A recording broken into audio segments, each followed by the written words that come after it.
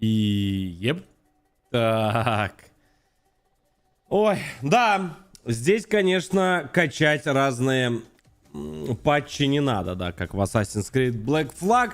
Здесь просто надо располагаться поудобнее. Чай, кофе, там, плюшки-ватрушки и всех приветствуют. Здравствуйте, дамы и господа. С вами, как всегда, Hardplay. А это значит то, что сейчас пойдет. Сейчас начнется, сейчас польется, я бы сказал. Ну, можно сказать, через край, да, давайте это назовем своими именами. У нас сегодня мама в 16. И вы знаете, когда я запускал, я такой смотрю, мы, как всегда, с опозданием смотрим, там особо не торопимся. И я такой сегодня раз смотрю 5-й выпуск, пока его на ютубе искал, и смотрю, а там, как вы думаете, какой город? Где будет происходить весь экшен? А я ждал. Мой любимый, между прочим, город, да? Город Новосибирск. Юленька из Новосибирска, девочка в 16 лет, сегодня нам расскажет, хорошо ли иметь детишек, да, в этом возрасте. Ну, а мы, как умные люди, здравые, сделаем свои выводы и поймем, наконец-то, что все-таки надо, как говорится, да, вовремя там это, на пипеточку, там, на палечник. Короче, сегодня все разберемся. Как всегда, стрим носит сугубо развлекательный, поучительный характер. Может быть, для молодых или не совсем молодых ребят будет полезным. Также огромное спасибо всем за лайки, помогаете продвигаться в ютубе, за комментарии, ну и за подписки на Бусти. Ссылочка тоже есть внизу в описании. На телеге, в телеге точнее, сейчас проходит это вот здесь. В телеге сейчас проходит розыгрыш на новый Apple Watch и AirPods. Заходите, для этого просто нужно подписаться на канал и на телегу. В общем-то, все очень-очень просто. Ну а вам желаю всем приятного просмотра. Я думаю, что сегодня отлично проведем время. Пару часов пролетает незаметно. Заодно и уснем с хорошим, отличным настроением. Итак, мы начинаем. Мама в 16. Ой, город, прости господи, Новосибирск. Ну, как говорится, давай. Давай, солнышко. Давай, радость моя. Мне еще нет 18, но я уже считаю себя взрослой. Я, в отличие от своих ровесников, четко решила, чего хочу в этой жизни. Да я общаюсь со своими одноклассниками или, в принципе, сверстниками. Я не могу с ними нормально контактировать, потому что у нас совершенно разные интересы. У них более там такие интересы, что надо потусить, там мальчишки.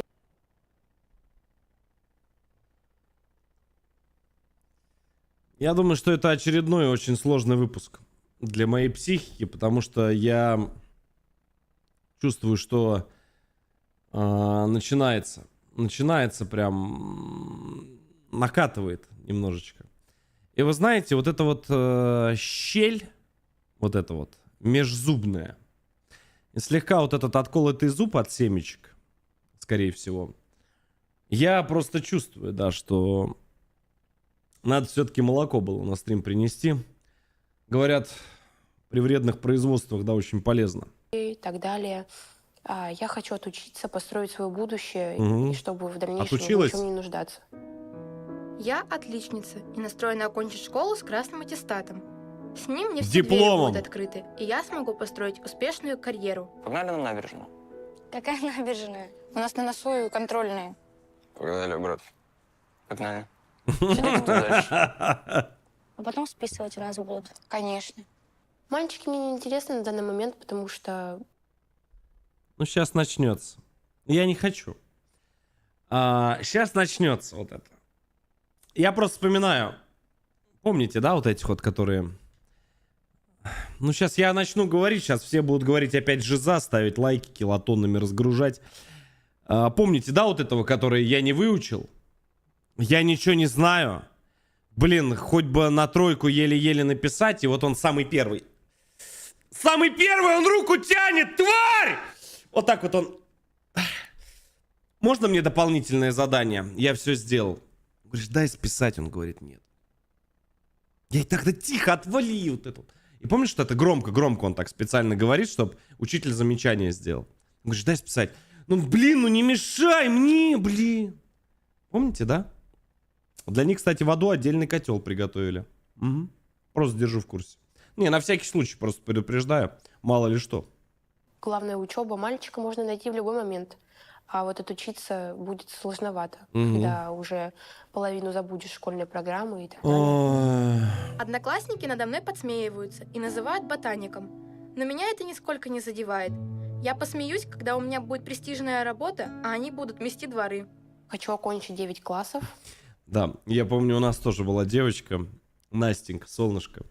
Училась на одни пятерки, в Бауманку поступила. Умничка, красивая, хорошая девочка. И была у нее подруга Наташа, да, без фамилии, естественно. Она тоже там куда-то поступила, на первой партии сидела, в глаза преподу заглядывала. Умница, умница дочка, да. Одна спилась на втором курсе, про вторую никто вообще не знает. Крайний раз видели на сайте с объявлениями этих. Как его? Вот что-то там про Путан связано. Я, честно, не знаю, конечно, сам. Но там что-то там допы есть. Вот это мне скинули строчку, да. Короче, ребят, все должно быть в свое время. Учиться нужно, но и как бы погулять тоже надо не забывать. Только без фанатизма, да. Я такой, да. И поступить в пищевой колледж на профессию повар-кондитер. Понял. Профессия повар-кондитер мне нравится тем, что можно придумывать всякие эксклюзивные дизайны, смешивать всякие разные вкусы, находить новые вкусовые прелести. И построить на этом свой бизнес. Уже сейчас я пробую готовить дома на кухне, и в этом мне помогает мама. Вообще я люблю проводить время с ней. Это лучше, чем до ночи бесцельно слоняться по улицам. Вы заметили, что сейчас довольно тонко скажу, но в городе Новосибирск это, по-моему, традиция. Я как минимум знаю еще одного человека, который, да, тоже мамина радость, папина счастье. Угу. 31 год. Никак из гнездышка не вылупится. Сынок. Да. Ну, может быть, совпадение, конечно, не знаю. Я уже даже знаю, сколько мне нужно денег, чтобы открыть свою кондитерскую. Ну или сначала хотя бы начать на дому делать, а потом Мгм. уже Мгм. открывать что-то большое, когда пойдут заказы в гору. Ты умничка, молодец. Что мне делать дальше? Открывай какао и высыпай потихонечку. Заказы в гору. тарелку. Некоторые мои одноклассники, я слышала их разговоры, что они там, блин, мама задолбала, там, мама то, мама это, какая у меня плохая мама и так далее. Но я бы про свою маму так никогда не сказала. Она совершенно не такая, как другие родители. Ну, мы с ней как подружки. Такие лучшие подружки, я могу ей все рассказать. Мою маму зовут Татьяна Николаевна. Ей 38 лет. Она работает швеей и зарабатывает 40 тысяч рублей в месяц. Юлю я приучила с детства, чтобы она доверяла мне все свои секреты.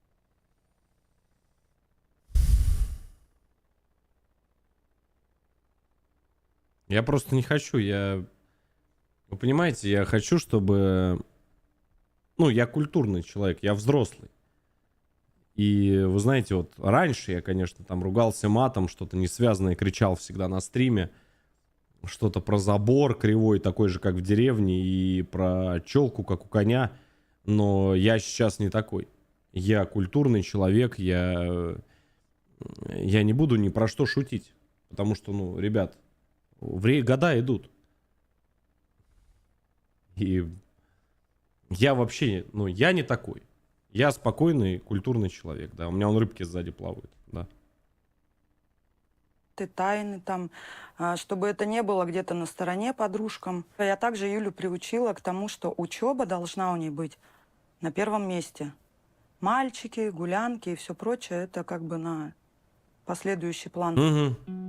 Мы с мамой живем в двухкомнатной квартире вдвоем, потому что родители развелись, когда мне было 3 года. Был момент с Юлиным папой, Так. то есть когда он был под алкоголем, то Под есть у него было алкоголем. неадекватное поведение.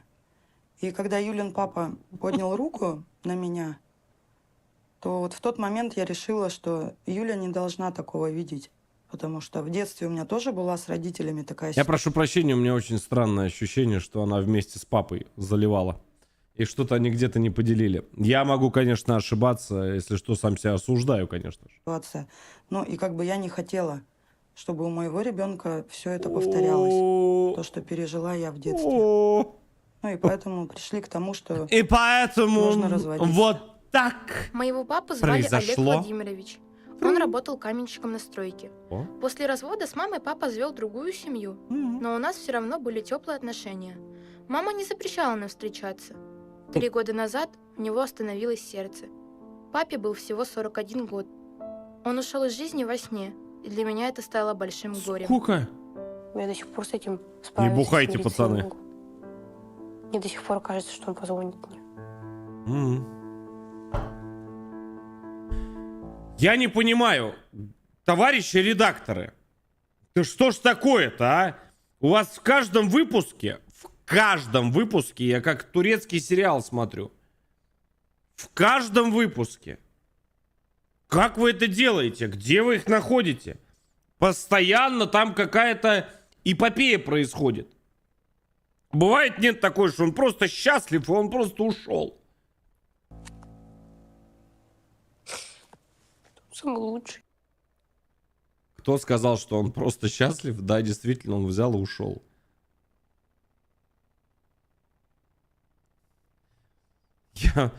Прекратите. Я еще раз говорю, ребят, вы все взрослые люди. Меня смотрит взрослая аудитория.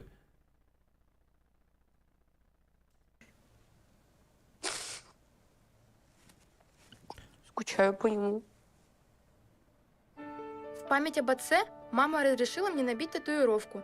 Я и подумать не могла, что в тату-салоне, где тусуются одни неформалы, я встречу парня, который перевернет мою жизнь Ох с ног уж эти на голову. тату-салоны. Сколько С неформалами. татуировок вообще на теле? Где-то 47. Его зовут Ваня. Ему 23 года, и он работает тату-мастером. Зарабатывает 15 тысяч рублей в месяц. А почему у тебя Не пойму, он там портаки, что ли, строчит? Это... Где, я не пойму. Это где? Откуда такие ценники? Как вы это делаете? Это как? Тату-мастер 15 тысяч рублей в месяц? Если я не ошибаюсь, там сейчас коробок спичечный, размером со спичечный коробок, сколько там? Рублей 7 стоит? Семейств написано. Ну, одни возврат, что ли? Я слова перепутал.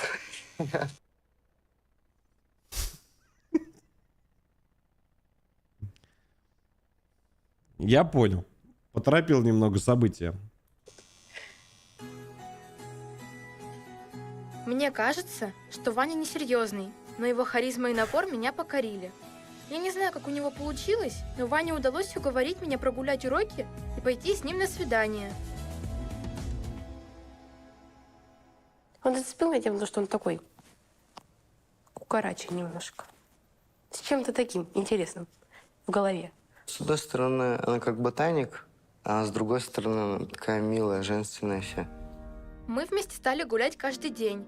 Я узнала, что кроме тату, Ваня занимается паркуром, читает рэп и выкладывает ролики в сеть. Все, дальше можно не продолжать.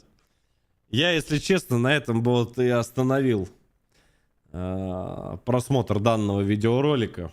Будь я где-нибудь, не знаю, дома там, все. Тут 3 в одном просто. Тут вообще, тут все понятно. Жалко, что еще не тиктокер, реально. Как ты это делаешь?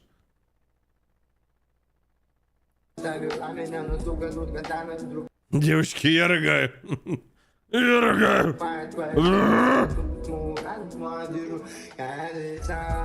Чего?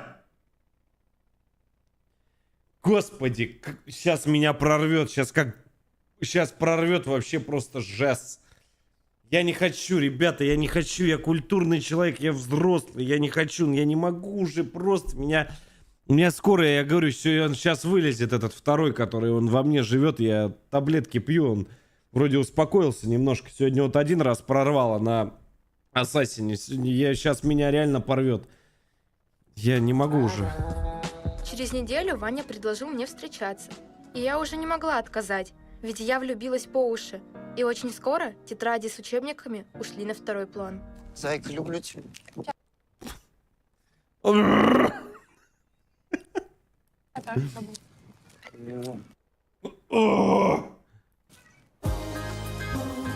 Надо пивка в следующий раз взять, честное слово. 1000 лет не пил. Надо засандолить литрушечку, чтобы хоть поспокойнее вот это смотреть. Смотришь беременна в Чисто рыпанулся парень. Ага. Поскольку мама Вот она, улица Ельцовская. моя лучшая подруга, я сразу ей рассказала про свои первые отношения и пригласила Ваню к нам в гости. Первое впечатление у меня было вообще, что это? То есть на лице татуировки, как бы для меня это шок. Ну, я думала, что-то она найдет поадекватней. Ладно, как бы, ее выбор. Может, подружат и что-нибудь разойдутся как-то. Далеко смотрите, не заходите. То есть, понимаешь, да, про что я говорю? Взрослая жизнь там, ей еще надо доучиться, поступить в техникум, получить профессию. Ну, надеюсь, что вы меня... Куда? С кем ты разговариваешь? Я не могу уже, все, меня начинает прорывать. Посмотри на его глаза, эти лосины! Ну посмотрите, эти телячьи эти глаза, ну ты с кем общаешься сейчас? Ну ты о чем вообще с ним разговариваешь? Он слова путает, когда татухи бьет людям. Ты о чем вообще с ним разговариваешь? Посмотри на это лицо, не обремененное интеллектом. Посмотри, пожалуйста, я тебе еще раз говорю, лось с леса, он выходит с такими же глазами. Он с такими же выходит, он стоит, втыкает. Я тебе еще раз говорю, это один в один, ну там вообще пусто, там просто там, ну там перекати поле, там ничего нет, там вообще ничего нет.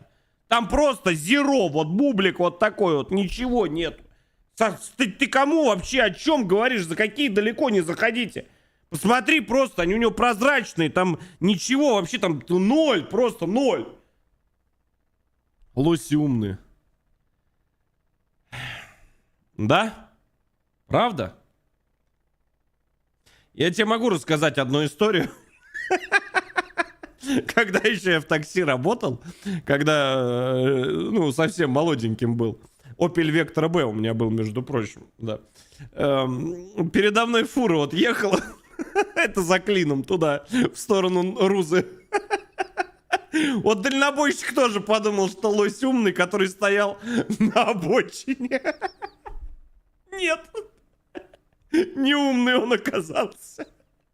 Он, знаешь, как сделал? Он так посмотрел. Вот такими же глазами. Я как сейчас помню, и пошел. По итогу минус фура, минус лось, минус вообще все, в принципе. Вот. Так что я запомнил. Спасибо на всю жизнь. Да, еще башкой ему в бампер воткнулся. Осуждаю, конечно. Но было и было. Ну, все, умный. По горшкам дежурный. Услышали. Все будет хорошо. Все, на этой Мама была фразе. не в восторге, но она мне доверяет, поэтому отпускала гулять с Ваней. И я очень ждала, когда он меня познакомит со своей семьей. Но оказалось, что Ваня вырос в детском доме. У меня, в принципе, очень грустная история детства, ну и вообще. Ну, я вот ни капельки себя не жалею. И я сам этого не люблю, жалость вообще создавать. Ваня родился в городе Чита. Своего отца Чита, никогда знаю не видел. такой. Он без вести пропавший. А маму лишили родительских прав из-за алкоголизма. Так, 5-летний Ваня и его младшая сестра Соня попали в детский дом. Потом детдом расформировали, и брата с сестрой разлучили. Связь между ними оборвалась. И сколько бы он ни пытался ее найти, все безуспешно. Младшую сестру я вот вообще не видел. Ее удочерили, будучи маленькой, я был маленьким. Единственный Подожди, на диване нарисовано или меня глючит? человек по крови, вот родной остался. В 18 лет Ваня выпустился из детдома и узнал, что мамы нет в живых. От государства он получил квартиру, но тут же нашлись мошенники, которые обманом забрали его квадратные метры. Оказавшись без крыши над головой и без родных людей, Ваня решил уехать из Читы и отправился колесить автостопом по России. Это прям Со для своим Малахова другом в готовый поисках сюжет. нового дома. Ну вот мы когда попали уже в Новосибирск, к Реально тому диваны времени запрашивают. уже был конец почти сентября, уже было холодно, и мы такие, типа, блин, походу мы дальше никуда не пойдем, и все, и вот как-то остались здесь жить. В Новосибирске Ваня живет уже 2 года. Снимает комнату в общежитии со своим лучшим другом Витей. Ему 25 лет. С ним они вместе приехали из Читы. Он тоже выпускник детдома. Вот мы с Витей с момента нашего знакомства, мы прям стали такие названные братья. Мы типа вот уже буквально больше 10 лет, там нога в ногу. У нас с Ваней очень близкие, теплые отношения. Мы всегда друг друга поддерживаем. То есть в любой ситуации, что бы ни произошло. И то есть ближе, чем Ваня, у меня друга никогда, наверное, не было и не будет. Первое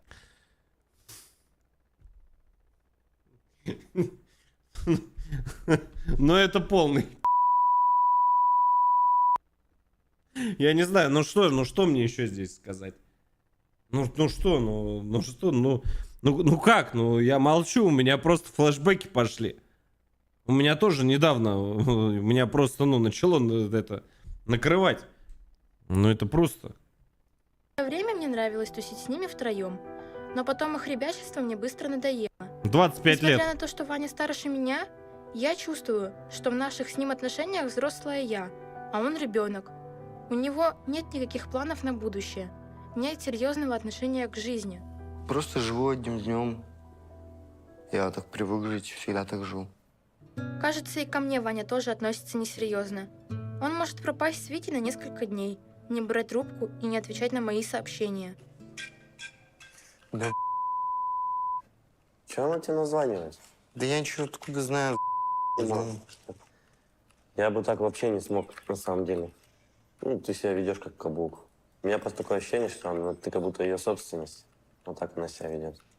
Уже бесит вот этот контроль вообще, гиперопека уже. Я не привык спрашивать, там, например, можно сходить на улицу? Я вот, если хочу, я встаю и иду. Юля малолетка, если говорить за себя, то я бы с такой... История. Я не хотел ее сегодня говорить. Меня сегодня настройка Assassin's Creed немножко сбила. Вчера. Захожу я в одно заведение. Я вам отвечаю, что я хотел запустить стрим прямо оттуда.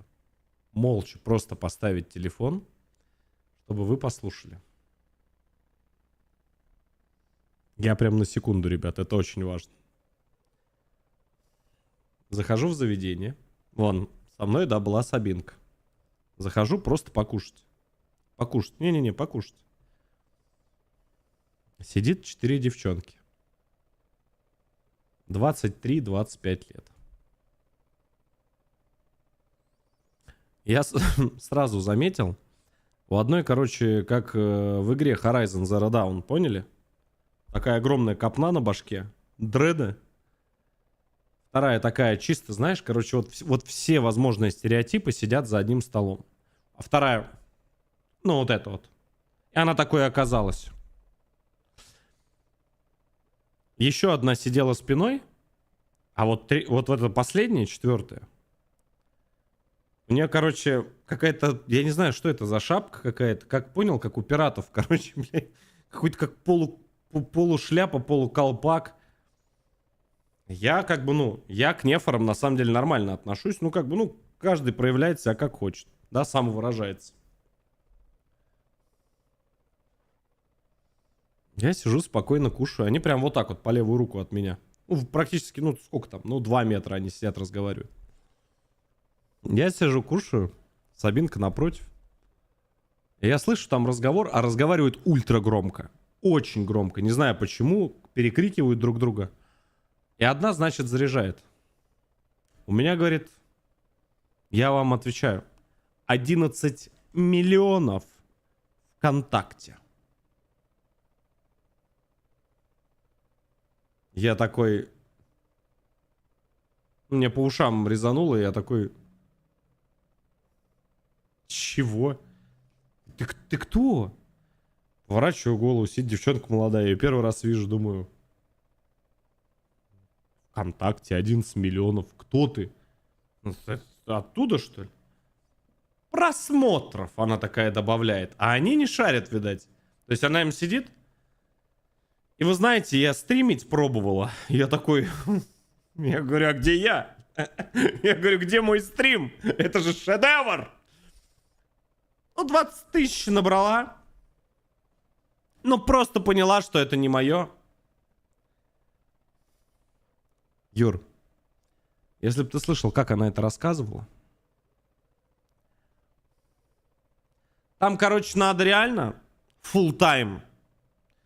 Но я привыкла, что ну вообще все, короче, реально просто. Понимаете? Сейчас, короче, рилсы решают и шорты. Ну, типа эти. Типа ТикТок. И она все это говорит с таким, вот примерно вот как я сейчас сказал. Ну, просто нереально, вообще просто. Вообще просто. Ну, короче, инста умирает. Все везде вообще не заходит. Я сижу, и я чувствую, что я отупел. Прикинь? Я чувствую, что, ну, у меня прям, знаете, состояние... Вот есть неконтролируемый приступ гнева. Я, короче, борюсь с этим состоянием. Потому что я думал, она это, ну, в прикол говорит, а я голову поворачиваю. А вторая начинает про пирсинг говорить. Она говорит, у меня... Я когда себе, говорит, эти прокалывала. Поняли, да? Ну, я, говорит, раздавила прям с тем, кто мне колол. Ну и, короче, дала, девчонки. Я сижу. На нас ноль вообще внимания, как будто нас нет. Я, понимаешь, я сижу, у меня волосы, они вот так вот. Просто вот они вот так вот встали, короче, я сижу, кушаю, тартарчик, знаешь, такой, его гоняю по тарелке, думаю... Я хотел, как медведь, из-за двери высунуться. Думаю, поймут, не стал. А зря. Знаешь, что она дальше говорит? Ну, я, говорит, на этом не остановилась. И внизу себе еще пару шариков колола. У другого уже. Мне всегда, правда, было очень интересно, о чем разговаривают девушки. Я вам правда говорю. Мне вот 37 лет в этом году, мне всегда было интересно вот узнать, о чем разговаривают вообще женщины. Да, вот мужчины разговаривают там, ну, на самом деле у нас довольно все топорно. Ну, все плюс-минус. И понимаете, а там вот это вот начала с губами там что-то шлепать. Я не понял, на каком языке она, на ублюдском или на каком разговаривает. Я половину слов даже не понял. Понимаете, а там... Я, короче, не хочу больше слушать, о чем девушки разговаривают и знать. Можно, ну, чтобы я больше вообще, ну, об этом не слышал никогда.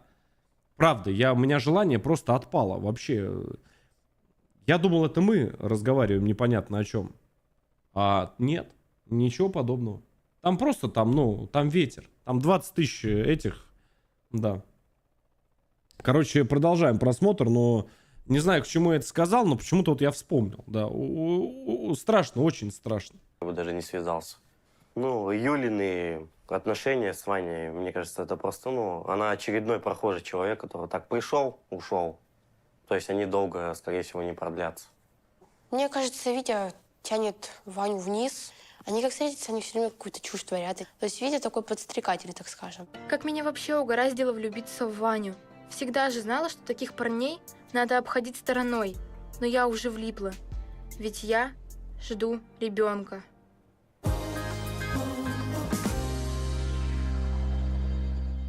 Я требовательная, избалованная, капризная. Спаси и сохрани. Можно, пожалуйста, вот это вот... Я просто не готов это одним днем все пережить, а то мне дурно станет. Мою маму тронула... Кстати, друзья мои, очень часто забываю сам ставить лайк, но ставлю. Спасибо огромное за поддержку. Кому поднял настроение, улыбнулись от души. История Вани про детский дом. Теперь она стала готовить на троих и разрешила ему приходить к нам в гости каждый день. Вот эта история как бы с детства, она ее зацепила, потому что мама тоже достаточно такой сентиментальный человек, то есть ей всех жалко, как мне, то есть пожалеть надо. Но уходя на работу, она не знает, что мы с Ваней не просто пьем чай. Он стал моим первым парнем. Я даже не поняла, как это все произошло. Получается, это было совершенно спонтанно. Первый раз во время нашей близости мы не предохранялись, но далее мы всегда предохранялись. Юль, привет! Привет, мам. О, Вань, привет. Здравствуйте, Тань. Че, как дела у вас? Да все хорошо. Маша как? Тоже нормально, с работы.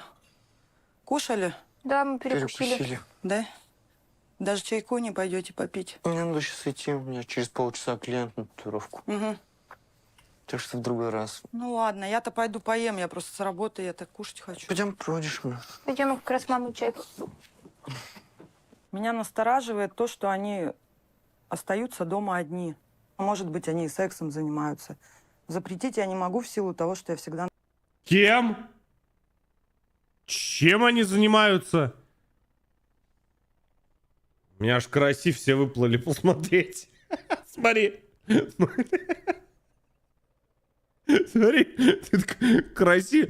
Я заметил, я всегда, когда беременна в 16 или мама в 16 смотрю, у меня все рыбы выплывают, понял? Все вообще. Они 25 хвостов выплывают посмотреть. Я не знаю, как это работает, но как-то работает. Во, видал? Из первого ряда, так сказать. Да. Видать, тоже понравилась передача. на работе. У нас-то этим не занимаются. Фу, отвратительно вот этим вот, что она сказала, да? Мы с вами не такие, нет. Поговорю с Юлей, и думаю, она услышит мои слова, но и к этому не приведет. Че глазки в пол? Просто. Рассказывай. Что? Что-то было у вас? Что-то это что? Ну, то самое, что бывает. Пробитие есть? Нет. В ангар снаряд залетал? Нет. Ну, крейсер в бухту заходил? Ну, как есть, скажи мамке-то, а? Мамка поддержит, да. Хочешь, свечку поддержит, да. Ну, я надеюсь, вы предохранялись? Конечно. Конечно. То есть говорить, предупреждать не надо, к чему это Уже приводит. нет. Тебе надо аттестат получить, закончить 9 класс. Мам, все хорошо, мы предохраняемся. Ты ешь лучше, а я пойду. Правда, наверное, уроки поделаю, к экзамену буду готовиться. Угу. Приятного аппетита. Спасибо.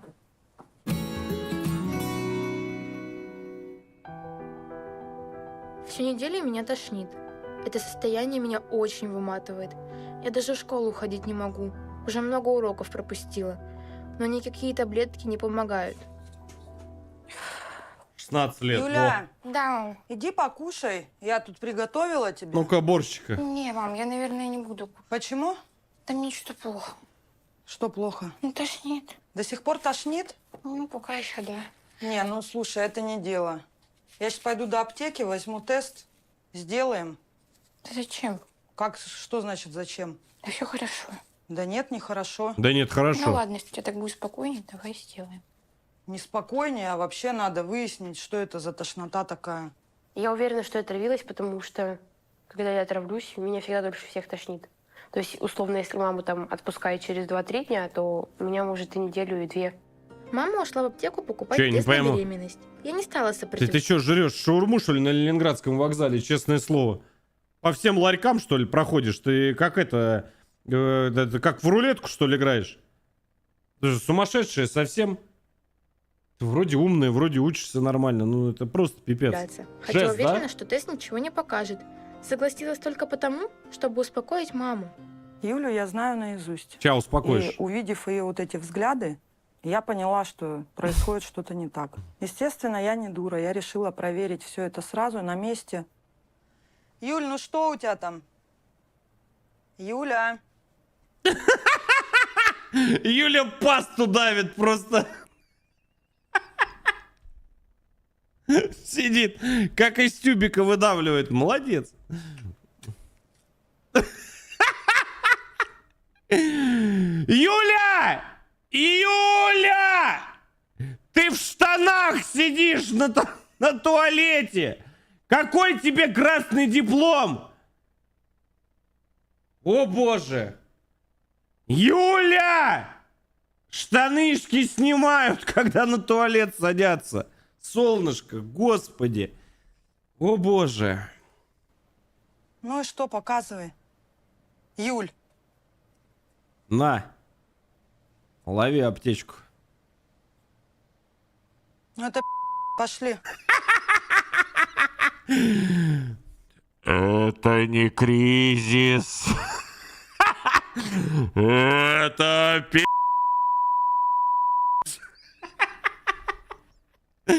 Ох, Юля. Да, молодец. На кухне. Один раз этот Тест дурак показал брызнул. 2 полоски. Самый Как меня первый. так угораздило? Я в Кукарача. шоке. Ну и чё, Юль? Чё делать будем? Чё за прикол-то? Были разговоры, по-моему, по этому поводу? Или нет? Чё за молчание такое? Денег не было на презервативы или чё? Не Надо было. было подойти, я бы дала. Чё сейчас вот делать с этим просто? Объясни мне. Не знаешь? И я не знаю. И я Прикинь. не знаю. Где Ваня твой этот теперь? На работе. На работе он. До скольки он будет работать?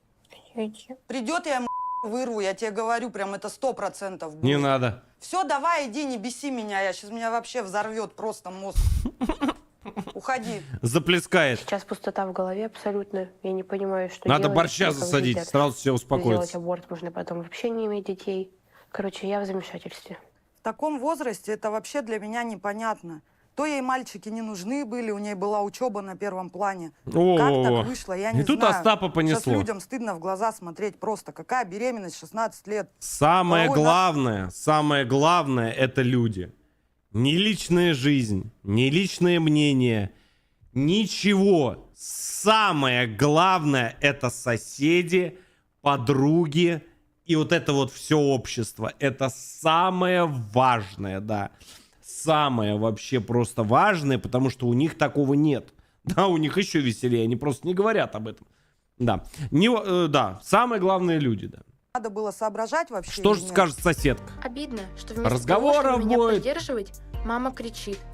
Если она также будет орать на Ваню, он точно бросит меня, и тогда я вообще останусь одна. Я решила, не дожидаясь вечера, прямо сейчас поехать к Ване и все ему рассказать. Вань, пойдем поговорим. Привет, солнышко. Привет. Ну что, не зря меня тошнило. Что случилось? Я беременна. Да ну, а тест сделала? Да, мама сказала сделать на всякий случай, проверить. Сколько тестов сделали? 1. Может, он бракованный? Не знаю, это вообще как так могло получиться, я ничего не понимаю. Может, ты Юль, давай бракованный? раньше времени не кипишевать. Давай сходим в поликлинику, куда там, на УЗИ. Ну давай, ну а если подтвердится? Ну что, подтвердится, будем рожать. Он так спокойно отреагировал, как будто ничего такого серьезного не произошло. Ну, как будто это в порядке вещей такое. Не знаю, я в шоке. Я вот вообще не понимаю. Чуть что, бабы сразу Стрелок кипиш Ворошиловский. наводят. Может, там вообще нет никакой беременности, может, там просто отравилась. Да, И конечно. тест вообще вовсе бракованный. Конечно. Я так сразу и подумал, кстати. Да. Как говорится, вокруг шум, не кипишуй. Все ништяк, братан! Рыпануться можно Кажется, даже. она надеется, что беременность не подтвердится. Я попросила Ваню взять выходной и пойти с нами в больницу. Здравствуйте. Здравствуй. Ну и что ты хочешь сказать?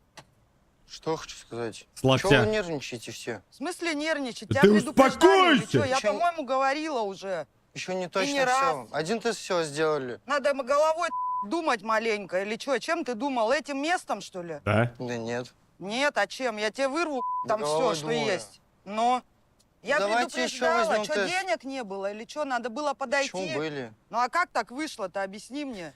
В глаза его посмотри, я тебе еще раз говорю. Ты с кем сейчас разговариваешь? Это все равно, что вон к косяку подойти и с ним разговаривать. Он к стене подойди в упор и разговаривай, кирпичный.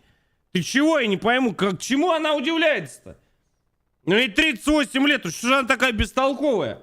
Ну там все видно по лицу, то что там все в порядке. О боже. Если Еще у тебя говорю, были... ничего не понятно. Ну что вы реально на самом деле? Успокойтесь, Непонятно. давайте сейчас еще возьмем тест. Посмотрим. Зачем он нужен? Еще один. Мы сейчас сходим, посмотрим на УЗИ. И Ну или будет так. все понятно. Ну или так даже. Сейчас-то что нервничать? Все, ладно, пошли сходим, сейчас посмотрим, что будет.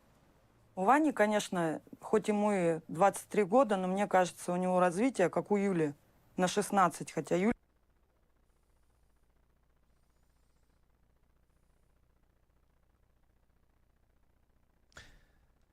Вы знаете, я вообще хочу сказать, что с развитием Вот город развивается. Мне говорили, мне фото показывали. Вот инфраструктура развивается. Но вот почему-то с развитием людей в городе Новосибирск иногда бывают проблемы. Уже как минимум в 2 случаях я знаю. Поэтому да, развития точка нет. Юля, мне кажется, поумнее даже будет в плане размышления. Мы сделали тест. Да. Вот это тяночка. Он у нас положительный. И хотели бы узнать, ну, тест не может? Да, да. Ну что, плодное яйцо в полости матки. Тут все хорошо. У меня для вас есть новости. Я вижу 2 плодных яйца. Серьезно?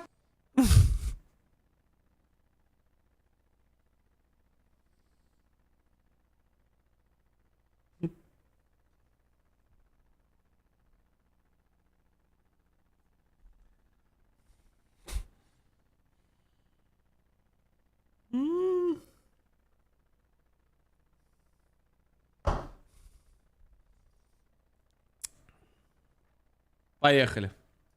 Да. Серьезно, не шучу, ёп! Это пранк! Ты что, совсем больная? Ты где находишься? Что у вас двойня? Вот, смотрите. Матка. Молодец. Видите, сердечко бьется. У вас, говорит, акция 1+1, да. Одного берете, второй в подарок. Это как яйцочек, как там, инкубатор. Все у вас Ну... Ой, молодец, а! отлично. Вот это первый малыш, а вот это второй малыш у нас. Да. Ну и что? Ты хочешь сказать мне?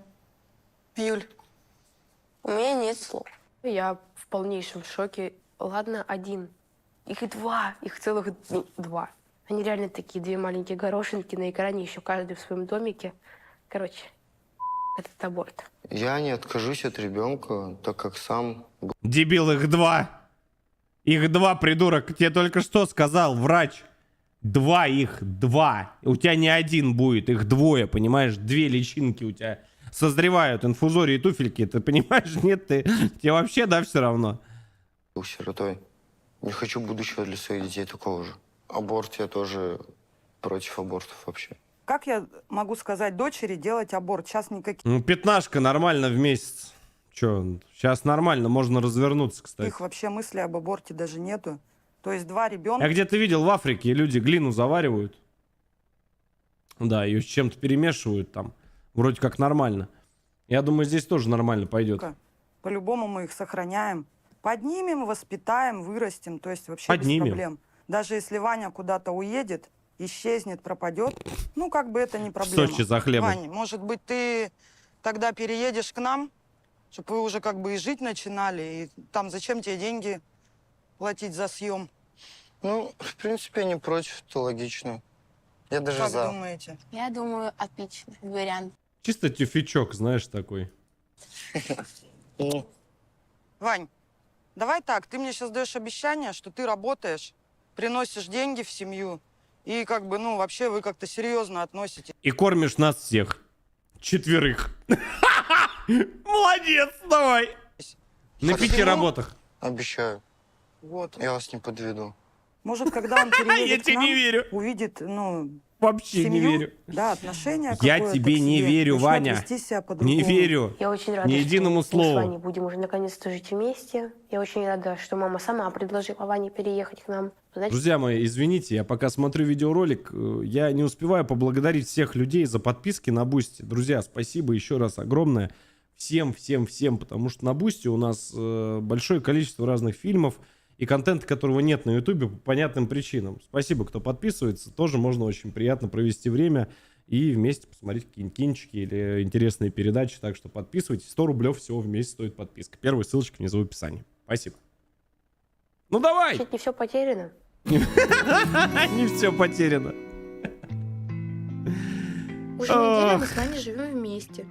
С появлением мужчины в нашем доме прежде привычный быт теперь далек от идеала. Почему ты неаккуратно сложил вещи? Да я забыл сложить. Поехали. Грязные. Вань, ну блин, чересчур, они все какие-то грязные, мятые, пахнет. Давай постираем. Несложно. Я, конечно, все понимаю, что у Вани тяжело сейчас адаптироваться к такой семейной жизни, но так бесит его вот это вот Ну, неряшливость. по нему видно, очень сложно адаптироваться. Оставь только майку. Она грязная. Ну, я на тренировку сегодня пойду с Витей. Опять? Ну да, у нас так-то сегодня тренировка. Чего? Что? Грязная. Ну, я на тренировку сегодня пойду с Витей. Опять?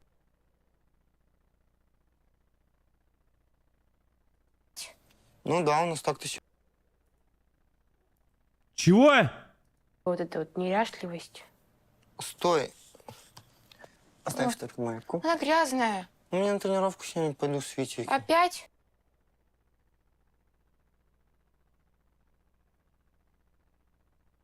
Чего? Кто-нибудь понял? Нет? Что он? В свитере? На тренировку в свитере? Чего? А, с Витей на тренировку. Я... Это этот кореш его, Витя. Витек. На тренировку с Витей его. Я говорю, на тренировку в свитере в каком-то пойдет, ничего не понял. Ну да, у нас так-то сегодня тренировка. Сегодня мы с ним уже договорились. Я уже устала от твоих тренировок. Не знаю, давай что ли график какой придумаем? Ты постоянно на этих тренировках. Тренировки, тренировки, Ну, мне тренировки, же надо тренировки. развиваться. Давай вместе составим. Я буду смотреть рядом. Составляем график. А ты насчет работы что-то думаешь, нет? Ты же Да. обещал. В На скором вторую времени устроить. пойду на работу. Вообще, как бы Чуть-чуть думаю, да. подожди. Ну вот на тренировке ты находишь время, вторую работу найти, у тебя нет времени. Ну, Витя мне тоже вообще-то как семья, я тоже Говорят, кстати, тебе тоже можно найти работу, солнышко. Угу. нужно с ним время проводить. Мне очень обидно, что Ваня меняет меня на каких-то друзей, прыжки, потому что я ношу, во-первых, двоих детей сразу. Это не очень Он должен рядом со мной под каблуком сидеть. Да, и отупеть вообще в краину. легко. Чтобы у него Одного слюни нелегко капали. выносить. Тем более двоих это сложная работа. И мне хочется, чтобы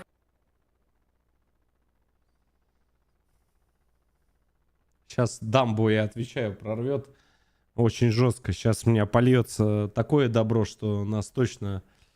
Это будет конец. Да, график, да. Ваня был рядом, чтобы помогал мне, заботился обо мне, там, подавал чай. Не знаю, просто был рядом. Мы составили график, по которому Ваня 2 раза После в 2 неделю работ. будет ходить тренироваться, а все остальное Баркас. время уделять мне и поиску работы. Спасибо. Верю, что график научит его дисциплине.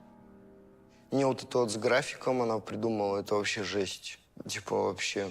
Она сейчас теперь меня какие-то рамки загоняет. Я вообще, у меня не было такого, чтобы я по графику ходил тренироваться. Я захотел, шел тренировался. Даже захотел в школу не пошел, пошел тренироваться. А тут график. Жестко. Спот. Нет, я пока не готов. Нормальный. Что-нибудь помутим, покрутим. Я вот вижу, ты силен. А, у меня вообще сил нет. Всё. Да блин. Хочешь, тебе трюк расскажу? Что-то замутил новое? Чё за Юля трюк? беременна. Чё? Юля беременна. Нет, ты сейчас серьезно, ты в одном предложении. Ты говоришь корешу, хочешь, сейчас тебе трюк расскажу.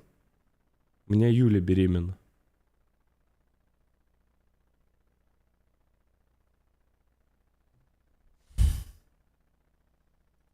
Че, угораешь? В натуре? Да. Даже В прокуратуре. малолеткой в 16 лет, ну ты У чё нас будет угораешь? двойня. Братан, это конечка, я тебе отвечаю. А вот поддерживаю, молодец. Ну и тем более двойня. Это Молодец. тебе сейчас надо бабок, целый вагон. Где ты будешь их мутить? Ты поможешь. Я не знаю. Тем более я ничего Юля не тебя знаю. постоянно... Брат за брата за основу взято. Один на 2 работах, второй на 2 работах. По-моему, нормальный трюк. Трюк вообще бомба, да. контролит, ну как ты с ним будешь Жесть. связывать свою жизнь? На тренировке забьешь, на пацанов забьешь. Я сам не знаю ничего.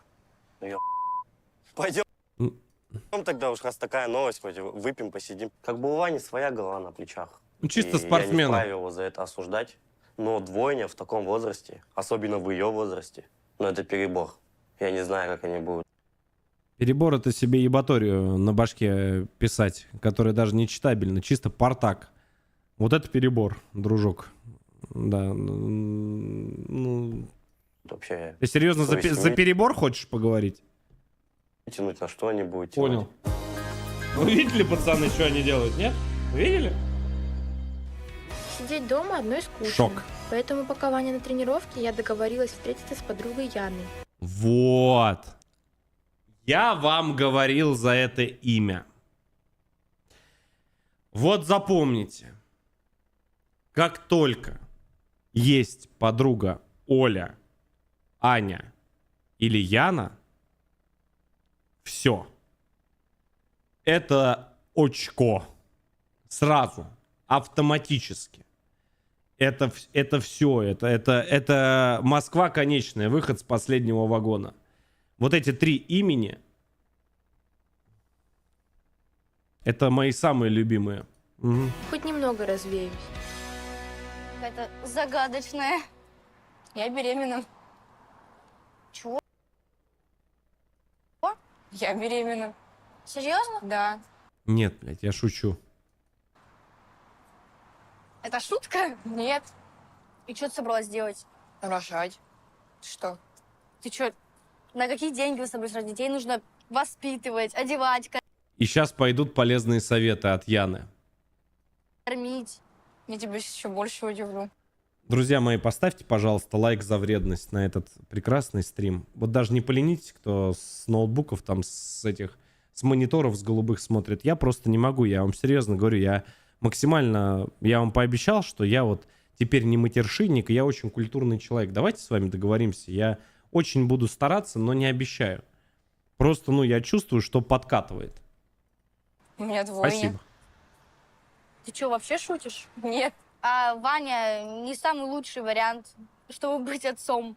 Это нормально, он. Чего вы все так не любите? Ну, я не знаю. Я бы на твоем месте сделала аборт. Что, какой? Вот. Я вам минуту назад говорил, что Яна это, да? И она через минуту что говорит?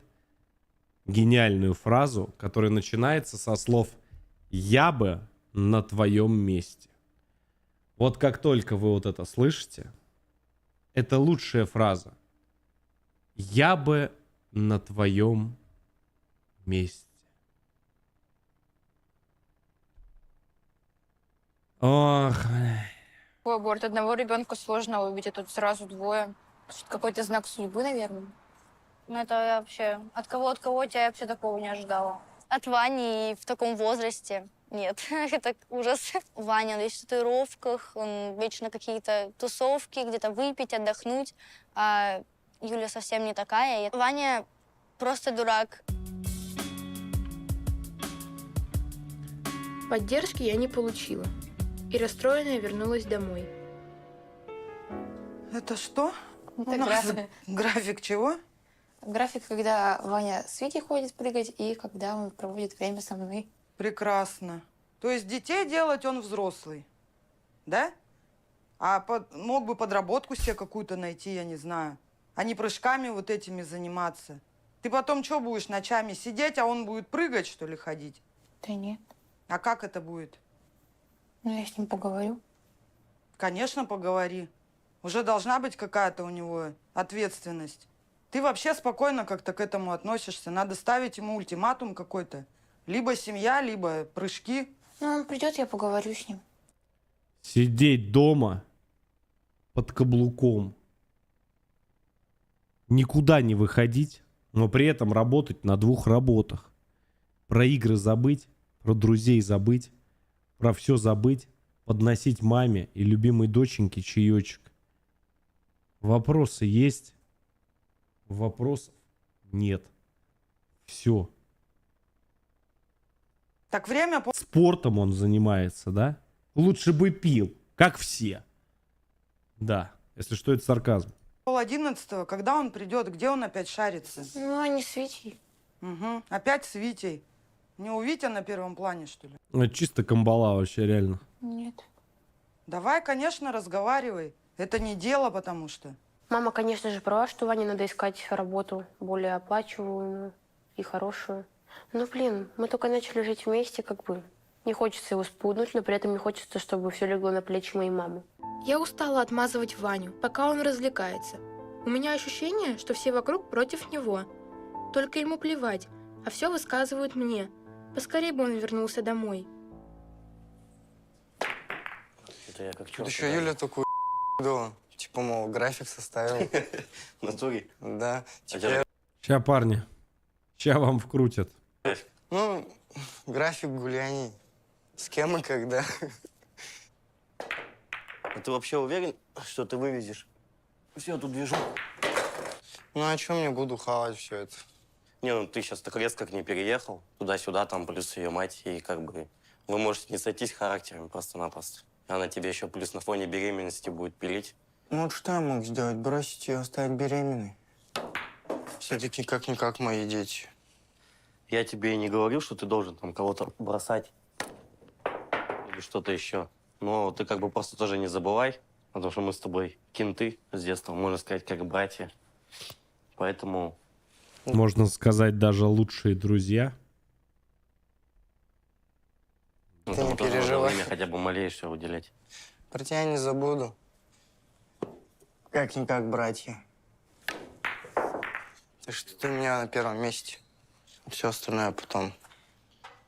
Представляю, опять домой приду, опять начнут пилить. То, что пиво пью. Ты же должен понимать, что так не должно быть. А почему у них Ну, типа, ты же яблочный мужик. сок налит? Всегда жил так, типа, когда захотел, приходил, пил. Ништяк все было. Я переживаю, что наша дружба с Ваней может в какой-то момент оборваться. Ну, вот эти вот графики беспонтовые, которые Юля придумала, какие-то вот эти вот слежки за ним, там, я не Не пойму, они вообще не понимают, что происходит. Че, два дебила, они понять не могут, что сейчас мама идет с дочкой, пишет одно заявление, и дальше начинается... крутите барабан.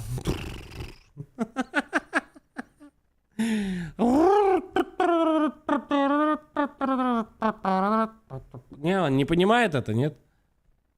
знаю, она ему еще, наверное, пусть GPS-навигатор куда-нибудь приклеит, чтобы вообще точно его даже в яме в какой-нибудь... Ну, он найти. реально не Ну, понимает. это реально в Карусель, этом, мне кажется, её карусель. всё, малолетняя жизнь проявляется. О, господи. Водоворот в душевой. Студию!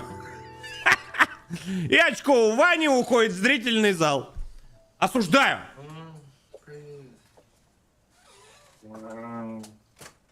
Вань, ты тише можешь, нет? Чего вообще, ты где был? Погоди. Я вижу, как вы привыкли. С бокала пива? Совсем обнаглел или что? Ваня. Угу. Тебе вообще, знаешь, как воняет за километр? Я вообще-то беременная. Мне как спать с тобой сейчас? Ваня, вставай, ты чё? А сейчас мама проснется. Ваня, вставай. Предлагаю еще Как я сейчас с обоссаться. тобой спать буду, тебя воняет. Какой ковер, Ваня, разувайся, сейчас мама проснется от шума. Вообще никого не уважаешь. Вставай, Ваня. Че такой-то позорник? Ну и что это такое опять? Я не поняла сейчас. Поехали. Алло, Алло. что, набуханный опять? Алоэ. Или что? Тебе реально было сказано? Ты куда шары-то свои заливаешь? Ты понимаешь, что дети будут или нет? Тебя что, речь отказала? Скажу, ребят, что? Юля, уводи его, короче, спать, я не знаю. Просто он невменяемый. Вот чего я и Алло. опасалась. Человек пошел на тренировку, Вот, пожалуйста. обманул, пришел пьяный. Пожалуйста. Какие-то графики. Какие тут графики можно составлять? Никаких графиков. Вот, факт налицо.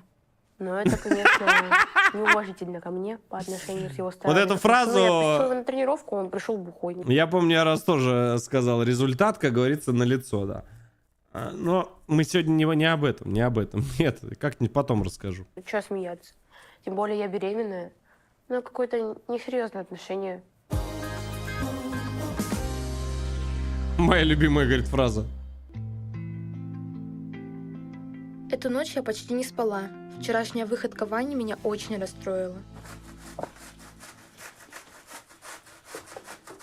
Че она трет? Зайка, прости меня, пожалуйста. Нет, Вань. Ну, пожалуйста.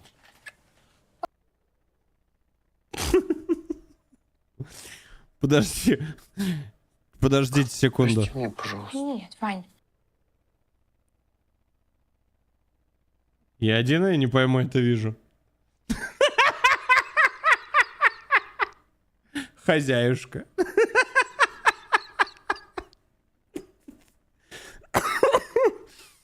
Она не пробовала там почистить, там порезать, нет? Она просто его взяла, короче, и туда его вкручивает. Ну что, нормально?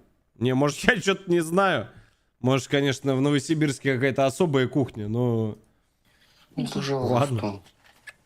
Как понять, пожалуйста, прости? Ну, Да, такого опять не меня обманул, повторить. опять напился. Ну, как Ну, разговор ты двух немножко предложила, я же знал, идиотов. что так размотают. И что, они тебе будут предлагать каждый раз? Ты будешь каждый раз пить? Что, Нет, больше такого не прикалываешься? будет, честное слово. Я же Сегодня. пришел, думаю, они где-то там гулял или у Вити остался. И еще Сразу бы ты домой. где-то гулял и оставался. Ну, ты видишь? Не, может, я Всё равно. ошибаюсь. Я понимаю, что надо домой к тебе. А напиться это так. Не знал, что меня так разопрет. Я не знаю, у нас кур кормили Прости, эти. пожалуйста. Кабачки, кстати. Ладно, последний Вот есть раз. баклажаны, есть кабачки. Я Спасибо. кабачки очень люблю. А это тебе. Я же знаю, как ты любишь краситься и ухаживать за собой. Что это такое? Как много всего.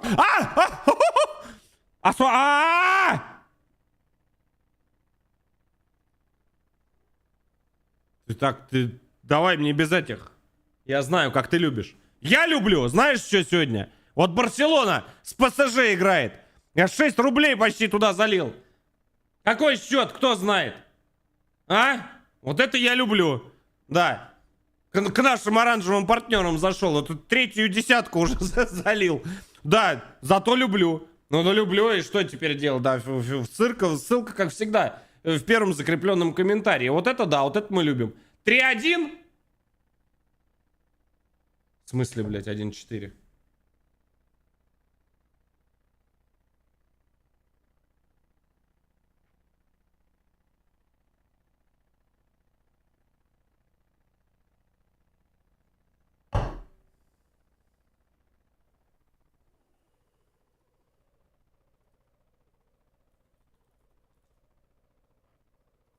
Че, я не пойму, издеваетесь?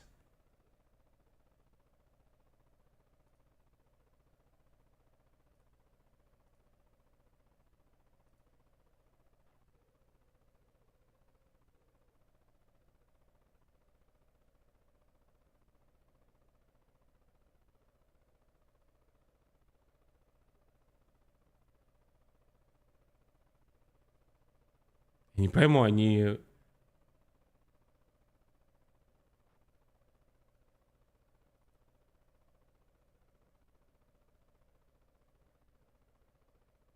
Там 91-я 91-я минута.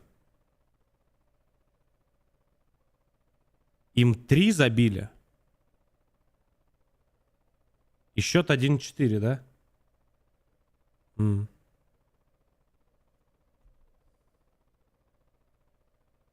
Вы что, дебилы? Как вы это делаете?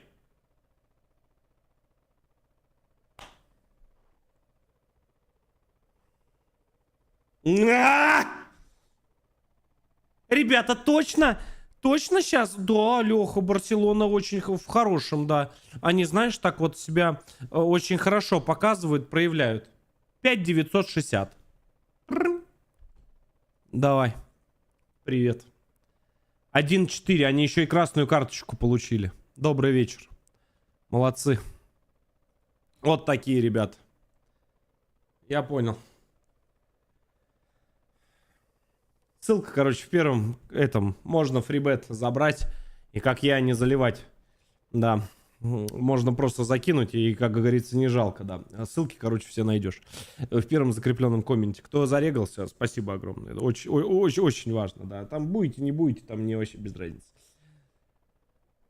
Да как 4-1-то? Ну как? Ну, Юра! Ну ты чё, как это возможно? О боже. Не тот, за кого себя выдает Привите. Привите он хочет оказаться таким мужиком. Ты как но не 4-1? такой. Ну, Ну он как? мужик, да, но он не такой. Они с поля ушли или что? Что там случилось? Давай, иди, твоя лапшичка любимая с котлетой. Вкусненькая. Нет, мам, спасибо. Токсикоз — это конец всему. Это отвратительное состояние. Все время хочется спать, я ничего не могу есть, только яблоки или какую-нибудь капусту. Если вообще, дай бог, я ее поем, если это не выйдет все обратно. Алло? Алло, здравствуйте, Татьяна Николаевна. Да, здравствуйте. Это Тамара Ивановна, учитель Юля. Угу. Скажите, пожалуйста, почему Юля давно уже не ходит в школу, вообще ее не видно? Юля себя плохо чувствует. По состоянию такое? здоровья. Ну, плохо. Что? Плохо по состоянию здоровья. Заболела? Да, заболела. Поняла, хорошо. И когда ее ждать? Ну, не знаю, как Через поправиться, год. так и обязательно придет сразу. Экзамены на носу, она не ходит. Ну вот, сейчас здоровье поправим, и будет обязательно ходить. Конечно, мне не нравится, что с учебой сейчас такие, да, сложности учебой? происходят. Но раз мы решили оставить детей, надо как-то... Макарон теперь захотелось с котлетой. Да как это работает? Как ты это делаешь? Вроде такой хрюч его поставила, да, сейчас бы? Макарошечек, да, согласись? Надо сделать. Макарошечки, знаешь, такие, ну, чтоб ты понял? Только вот такие вот рулечки там, да? Жесть. и учебу продолжить, и детьми тоже заниматься. И вот так вот, знаешь, зеленушечку рядом еще вот так вот раз намыл.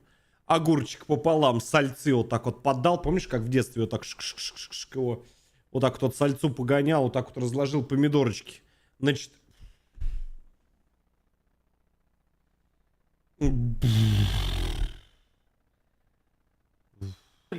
Сейчас звонила учительница по поводу того, что ты не ходишь в школу.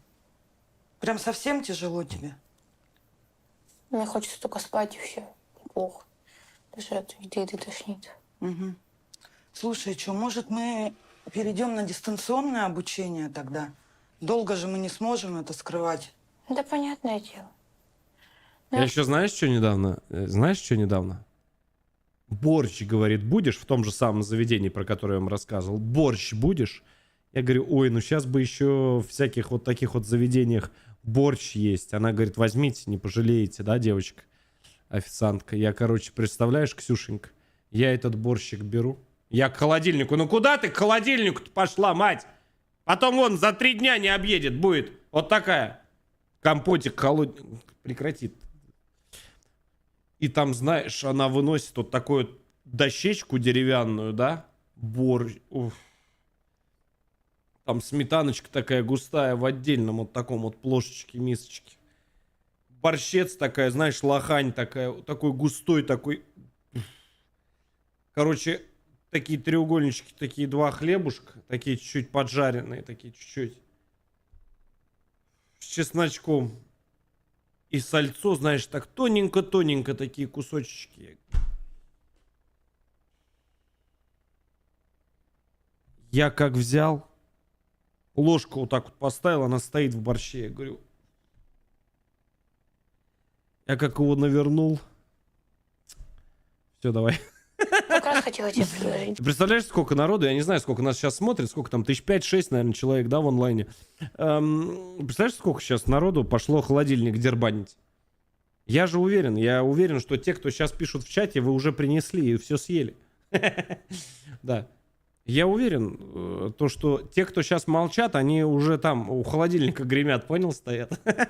100%. 100%. Да? А там еще холодненькое стоит, видел? Помнишь? Не забыл? Давайте так. Каждый Вот кто что точил под этот стрим. Сейчас стрим закончится, напишите в комментариях, ладно? Вот очень интересно. Кто там чипсики кушал, так и напишите. Кто кто что навернул за время стрима. Очень. Кто чаек, так и напишите чаек. Только с чем? Ой, знаешь, как интересно иногда читать. Я прям иногда даже что-нибудь себе сам там хочется. Раз какой-нибудь там бутербродик, там раз, я говорю, сейчас сделаю. Да, Очень мне интересно. дистанционку уйти, потому что... Приятного всем мне аппетита, кажется, ребят, в кто ближайшие кушает. 2 месяца я точно еще не смогу ходить в школу. Приятно. Мгм. Потом будет живот большой. Кстати, все подписаны на канал? Никто не забыл подписаться? Так, Подпишись, ну что, не я забудь. тогда схожу в школу, все про это разузнаю. Мгм. Ну и будем тогда, если это возможно, на дистанционном обучаться. Я очень рада, что мама предложила перейти сама мне на дистанционное обучение, потому что мне, во-первых, сейчас очень сильно плохо. Во-вторых, будут лишние обсуждения за спиной, а мне сейчас переживать нельзя. Плюс будет расти живот, мне будет тяжело Как же ходить, она сидеть себя за бережет. партой. Ну и вообще, как бы, проще будет дома. Макароны с мясом гуся, нифига себе. Шикуем. Кстати, гуся 1000 лет не ел. Утку ел, гуся не ел. У меня для тебя новости хорошие есть. Какие? У Вити уволили одного пацана. Угу. Вот, он поговорил за меня. Там надо за лошадьми ухаживать. Угу, прикольно. И график там хороший, кстати. У тебя все, что с Витей, все заканчивается плохо. Ну, 6 через 1. солнце. Я Супер. туда иду работать, зарабатывать деньги. И график меня вообще вполне устраивает, мы будем больше... Она когда-нибудь улыбается, вот это вот лицо овальное? Она когда-нибудь, ей мужик говорит, я себе работу нашел, вот вторую. Вторую. Слушай, там график хороший, там денежек нормально. Когда-нибудь оно улыбается, оно вообще какой-нибудь эмоции какие-нибудь источает это лицо, нет? времени с тобой проводить, как ты хотела. Будете там что попало делать. Ну, ты... Вот я еще даже работать не начал, ты уже начинаешь. Потому что я знаю тебя и знаю Витю, что вы вместе делаете. Я, конечно, очень рада за Ваню, что он нашел себе работу, что будет приносить денежки домой. Но опять же таки, А я вижу, как ты рада. Просто радость смущает, плещется что это работа с Витей. через край. Не знаю. Может, он вообще будет каждый день теперь пьяный приходить. А мне это зачем? Сегодня у меня первый скрининг. К сожалению, Ваня не смог пойти со мной. У него первый рабочий день. Поэтому поддержать меня я попросила маму. У нее мама работает вообще? Она чем вообще занимается? Просто? По размерам малыши друг от друга сильно не отстают, никто никого не опережает, что очень важно при двойне. А можете какие-нибудь витамины посоветовать? Для беременных самое важное в первом триместре – это прием фолиевой кислоты, что профилактирует любые пороки развития плодов. Я что-то тоже пили, я не помню, какие-то витамины, что-то кто-то пил. Я говорю, ешь фрукты с овощами, зараза. Я говорю, ешь там нормально, чтобы все поступало туда, в топку. У меня и первый сын родился, там все подряд. Я туда корову заводишь прям в квартиру, все перемололи. Да, там пакеты прямо вот так закидываешь, прям не раскрывая. Да, главное все туда, все туда в топочку, да, туда уходит. А салатики, все, витаминки. Все сразу, главное, эти витамины берите, говорит, витамины. Витамины ты не витамины, а вон овощи, фрукты ешь. Набаловались все. Самое главное. Поэтому, я думаю, на данный момент достаточно будет приема фолиевой кислоты. Спасибо. Пожалуйста. 10. Я рада, что с малышами все в порядке. Но больше меня сейчас волнует, как там Ваня на своей новой работе. Мне нравится, что у него будет дополнительный доход. Но совсем не нравится, что теперь каждый день он будет видеться с Витей. Надеюсь, у него хватит мозгов не устраивать тусовку на рабочем месте. Блин, братан, спасибо тебе вообще огромное за Не, ну работу. нормальная Теперь тусовка, хоть кстати. зарабатывать буду нормально. Да, как бы не за что. Зато теперь будем чаще видеться. Не то, что по этому это Юриному графику. Непонятному. Может, я не привык просто к такой жизни. Я пытаюсь адаптироваться, вообще ничего не получается. Просто образ жизни... Да ты не парься. Когда ты слишком загоняешься по этому поводу. Пойдем лучше там Да нет, у меня сегодня братан Юли первый скрининг, я не хочу облажать. Давай лучше работать. Ну, пошли тогда работать. Один. Я не собираюсь пить на работе, так как я все осознал. Ну, это и правильно. я пообещал Юле, то, что я больше На пить не работе буду. не надо, после может.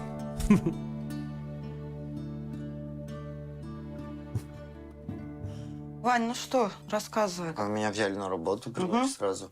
Там еще там классно, там животных так много. Ну, круто, слушай. Ну, мне здорово. Вы видели лица вообще? И что дочки, что мамашки?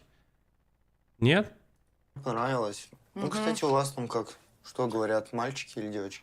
Еще пока не видно. На втором тренинге узнаем, кто будет. И будем Ноль вообще думать над эмоций. именами. Ну, я уже, если честно, придумала для мальчика. Олег, у тебя есть папа, хочу назвать. Мгм. А ты думал? Ну, Олег нормальное имя. Олег. Я только Нормально. думал насчет девочки. Это если имя, то София.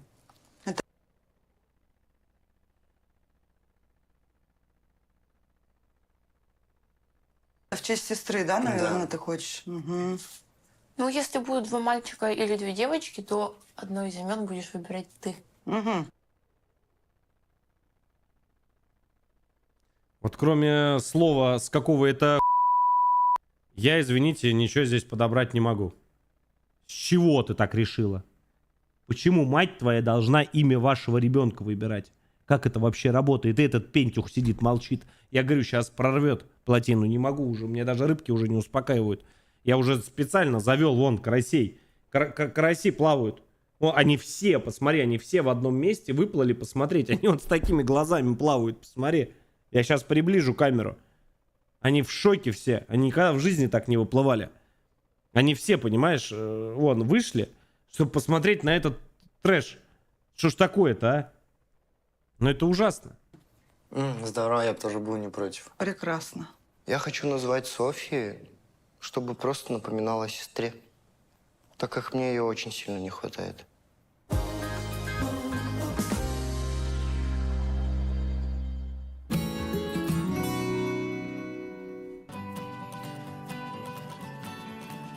Мама Там договорилась в чужой школе в о том, чтобы аквариуме. меня перевели на домашнее обучение. Теперь я целыми днями сижу в 4 стенах. Мама и Ваня на работе. Никакого общения. Тоска жуткая. Хорошо, что у меня есть подруга, с которой я могу посплетничать и узнать новости из школы. Поехали. Что ты как вообще? Да никак. Что, дома сижу, одна, скучаю. Я прошу напомнить, что ее тошнит от всего, кроме яблок и капусты. Вечно эти учебники. Чтобы даже в школу бы вышла, с учителями поболтала бы. Ого, тебе настолько скучно? Да. Пеки пончики, да продавай. Ну, так, чтобы печь пончики, надо окончить колледж. Нет. Чтобы печь, сучка, пончики, нужно просто взять и начать что-то делать. Вынуть указательный палец из своего очка и начать что-нибудь своими рученьками делать. Желательно начать готовить для своего будущего мужа, который на 2 работах впахивает. Потому что если ваша мамашка конченая будет постоянно вам готовить, то ты мало того, что будешь жирный, вонючий, нахер никому не нужный, ты еще и не сможешь, не будешь уметь ни готовить, ни по профессии, ни по специальности. Помни это. Да. Обращайся. Получить профессию. Ой, вечно за своим надо сделать. Ой, как сразу окончить. хорошо Зачем? стало. Сейчас столько вариантов, столько курсов. Ну, курс это дорого, слушай. Да, курсы по пончикам. Да. Курсы по пончикам. Курсы, блядь, по пончикам. По пончикам курсы. Молодец. По пончикам курсы. По пончикам курсы! Интернет тебе на что, дура? Я не могу, меня сейчас, я серьезно говорю, меня сейчас прорвет. Это тоже у меня, вот это вот, которое, да? Я первые, кто когда только съехались в первую самую хату, я первые готовить не умею. Я говорю, давай, чемодан, вокзал, нахуй! Вот так вот и сказал, дословно, даже запикивать не стал. Быстро все, интернет открылся, щи научились вариться очень быстро. А как еще здесь сказать? Сидит она, свои тельца свои эти перекладывает с места на место. А как еще-то? Сидят, ты посмотри, тут кости перемалывают, эти пьют свои. Сейчас прорвет. Не могу уже, не могу. Пытаюсь, не могу, не получается. Ваня, как же Ваня, который может оплатить тебе курс? Ваня! Но он же устроился в конюшню. Не знаю, сколько получит первую зарплату. В конюшне? Да. И ты была там? Нет, я панически боюсь лошадей, ты что? То есть твой парень работает в конюшне, ты думаешь, чем тебе заняться? Поехали туда, съездим, посмотрим Нет, на ты лошадей. что? Боюсь их. Так мы не будем к ним подходить, просто посмотрим. Не была еще ни разу у Вани на новой работе, потому что, во-первых, мучил токсикоз, да и, в принципе, я боюсь лошадей. У меня в деревне, когда я был маленьким, была очень хорошая лопата. Металлическая, совковая, дедовская. Ему, по-моему, досталось от его отца, то есть от моего прадеда. Она, знаете, мне кажется, она вечная была. Она была ржавая, ее постоянно шкурили, там что-то красили. Она была цельная, знаете, как цельнометаллическая оболочка. И вот, знаете, вот этой вот лопатой, вот когда вот говно у коровы убираешь в коровнике, вот мне кажется, вот если вот ей дать, причем можно даже не вытирая, в принципе, ничего на этом лице бы не изменилось. Ни на одном, ни на втором. У подруженьки ее, конченой. Я думаю, с Янами не будет так страшно там находиться. Когда мы приехали в конюшню, Яна пошла делать фото с лошадьми, а я сразу искать Ваню. А фото с Яной можно Привет, сделать? солнце. Привет. Как у тебя дела тут? Ну-ка, дыхни. Я аж плюнул. Чем от тебя пахнет? Энергетиком. Каким энергетиком? Что ты... Говном там пахнет. Говном, понимаешь? Говна там везде лежат. И это говно они, два пацана, убирают для того, чтобы тебя и двух личинок прокормить. Купить колясочки, сосочки, сисечки и все остальное. Ты уже просто, меня уже бесишь, понимаешь? Уже не могу, уже таблетки не действуют. Мне дурно сейчас станет. Ты мне врешь. Я тебе серьезно говорю. Дыхни еще раз. Че врешь мне, а? Витя! Чё? Можешь дыхнуть?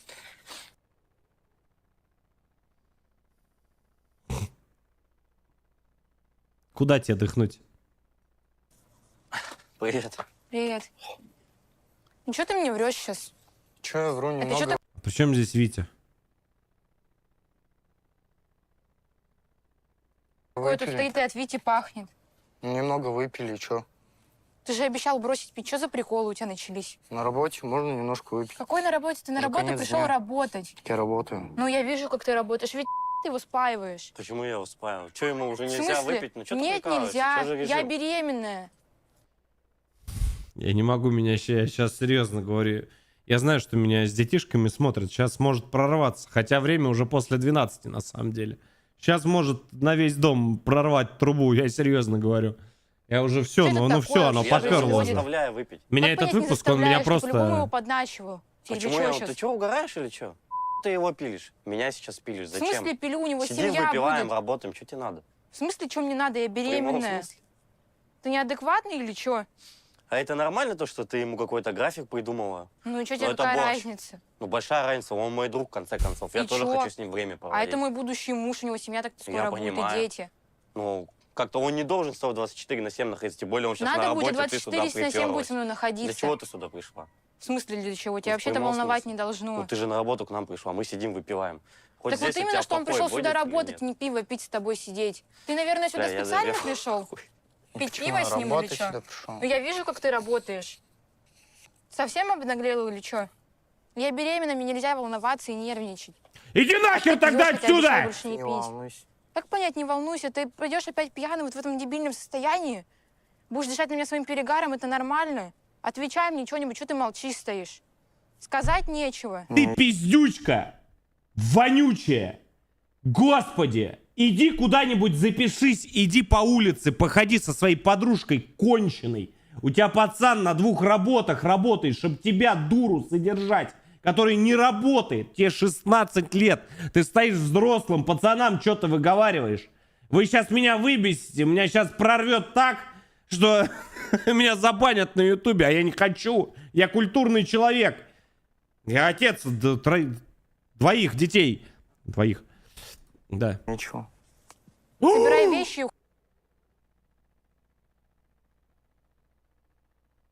Ах ты маленькое вероломное бледище! О! Я напоминаю, когда женщина бьет мужчину, это уже не женщина, а спарринг-партнер. Вот от этого сразу отучать надо. Вот от этих вот пощечин. Как дал нахер раз. уходи к Вите жить. Я вообще просто стою, Посмотри, покатился, ёпта, колобок по лестницам. не могу ничего сказать. Она мне еще... Никогда вообще этого не допускать. Девушки, тоже помните. Никогда этого не делайте. Меня отучили, о. Настюхи уже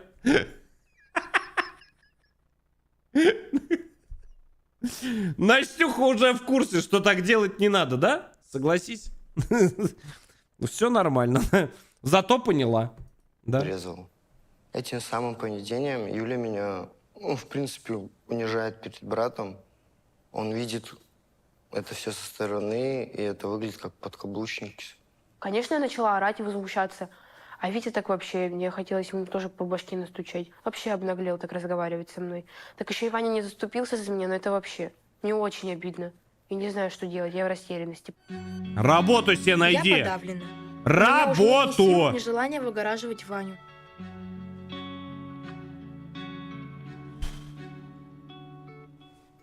Ты что такая красная? Да, ничего. Что, Очень рассказывай. хорошо. Рассказывай. Я смотрю, Да. кулинарные способности у мамки там у твоей шикарные, да? У вас то гречка с котлетами покупными, то рис с котлетами покупными. Вы чем занимаетесь целый день? Скажи мне. Два тюленя, вы что делаете вообще? Вы что вы все время делаете дома? Это вы не то, что отупеть можно. Можно, я не знаю, разговаривать, уже закончить. Просто вы речь забудете адекватно. Рассказывай. Поехали.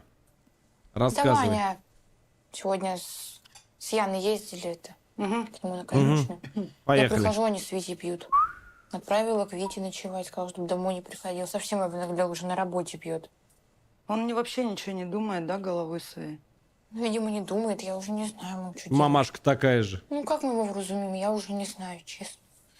Не знаю, может, обозначить ему сумму, допустим, на первое время, что нужно детям. Список давай составим, что нам необходимо Чего? для детей. И, может быть, он увидит, когда и маленько начнет как-то относиться по-другому. Осознанность Чего какая-то обозначить? придет к нему. Может быть, а может быть и нет. Мы составили список, и вышла кругленькая сумма – 90 тысяч рублей. И это мы вписали только самое необходимое.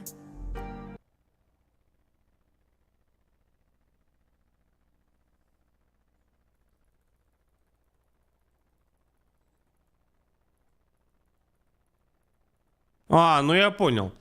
Коляска 40 тысяч. Действительно, кроватка 20 тысяч. Понял, все, дальше даже не хочу смотреть, там все понятно. Вы же конченые! Вообще, просто. Я вообще не понимаю, как можно напиться на работе. Где он возьмет... Берешь и пьешь. Все, конец. Я не выгораживаю этого. Ты меня прям раздражаешь, Танечка. Раздражаешь. У меня пукан уже от тебя дымится. С твоей лошадиной, блядь, челкой. Сидит, дождь надрачивает. И так бестолковая, тупая. Ты еще начинаешь... Сейчас этот пацан уйдет, а в жизни больше никого не найдет. Такого же есть только ландуха, как и ты. Семейка Такую дегенератов. сумму денег 90 тысяч. Где? Надо Откуда? А почему 90? С кем вы ее... Я не могу, я сейчас плеваться начну, как верблюд. С кем вы ее согласовали? Почему 90? Почему коляску не взять бэушную? Зачем новая коляска вам в вашем положении? Вы что, миллионеры? Зачем? Кому она нужна? Ну на какой хуй она второхтела? Какая, блядь, кроватка за 20 тысяч? Ёб вашу мать! Да проще, блядь, купить уже взрослую кровать детям. Доложить еще 10, блядь, и купить вместе с матрасом ее в конце концов. Да, не с самым хорошим. Ну, блядь! Я не могу, ну не могу я! Ну они же конченые! разговаривать с ним, пусть думает. Я не знаю, где он их будет брать. Я давать точно не буду. Я считаю, что выставить Ване счет – это отличная идея. Надеюсь, что... Выставить Ване счет. Ваня уйдет, ты со своей мамашкой будешь этот рис жрать до кончания, блядь, веков. И будет у вас 8 кошек и зассанные ободранные углы, блядь. Вот что вас ждет. Две дуры просто пробитых. После того, как мы выставим ему счет, он начнет думать и начнет суетиться. Ну чтобы давай, находить поехали. деньги. Иначе я не знаю, что с ним делать. Муравью хуй приделать. Вот что с ним делать. Не могу, все, надоело. Ваня вернулся только на следующий день. Пора нам серьезно поговорить. Извинишься, отсосешь, сразу говорю. Прости, пожалуйста. Мудак. Ребят, я прошу прощения. Ну, уже малыши все должны спать, но я не могу. Пусть мне дадут красную монету на этот ролик, но это просто, это трэш какой-то. Ну, это просто, это ненормально. Ну, это же просто, это кошмар какой-то. Ты вообще где был всю ночь? Я увидел ничего. Ты же мне сама сказала не приходить. И чё? Я тебе крышу скажу спрыгнуть. Ты пойдешь спрыгнешь? Я понимаешь, просто очень тяжело. Ох, блядь. Я вообще ни разу не жил в семье. Девчонки, на самом деле, вот я правда, я со временем вот начинаю реально быть вот на вашей стороне. Че хотите мне, пацаны, хоть тапками меня закидайте. Знаете почему? Потому что реально сейчас вот девчонкам нормального пацана найти, но это просто, я не знаю, что должно произойти. 55 месяцев. Димон, спасибо тебе огромное, родной. Нифига себе. 55 месяцев, человек. Спасибо, дорогой. Вот это сила. Нет, это не цок-цок. На самом деле, найти нормального пацана, одни вот такие вот зумерки. Ну, одни олени. Реально, олень только через О пишется. О боже. Ну, на самом деле, красивого с бородой мужика, желательно стримера, найти очень сложно в наше время. Одни нюни, одни... Я не понимаю, почему вы такие? Нет, хорошо, окей. У меня есть вопрос. Давайте так, без имен. Все, сейчас, блядь, момент истины будет. Без имен. Без вот всякого вот этого. Смотрите, у меня к вам такой вопрос. Сейчас спрашиваю у всех, пожалуйста, даже кто в дерьмо сейчас лежит, пьяный, пожалуйста, ответьте, мне правда важно. Отвечаю. Очень простой вопрос. Смотрите. Вы приходите короче, вы встречаетесь со своим реально старым товарищем, другом. Так? Встречаетесь, неважно в каком заведении. Все, встретились. Вы приходите парой, пусть это будет подруга, неважно кто это, просто вы приходите. Ты не знаешь его девушку, он не знает то, с кем ты пришел. Неважно, кто с тобой пришел. Так? Так. Вы очень давно знакомы. Вы сидите, общаетесь. В момент общения он ее постоянно, ваш товарищ, постоянно ее поглаживает. Вот эти вот, знаете, вот это вот. Ну ты моя холёся. Я дословно говорю сейчас. Это нормально. Возраст мой. Возраст это 37-36 лет. Это нормально или нет? У меня мозг взрывается, потому что для кого-то это нормально, для кого-то нет. Кто пишет нет, а если человек вот так сильно любит?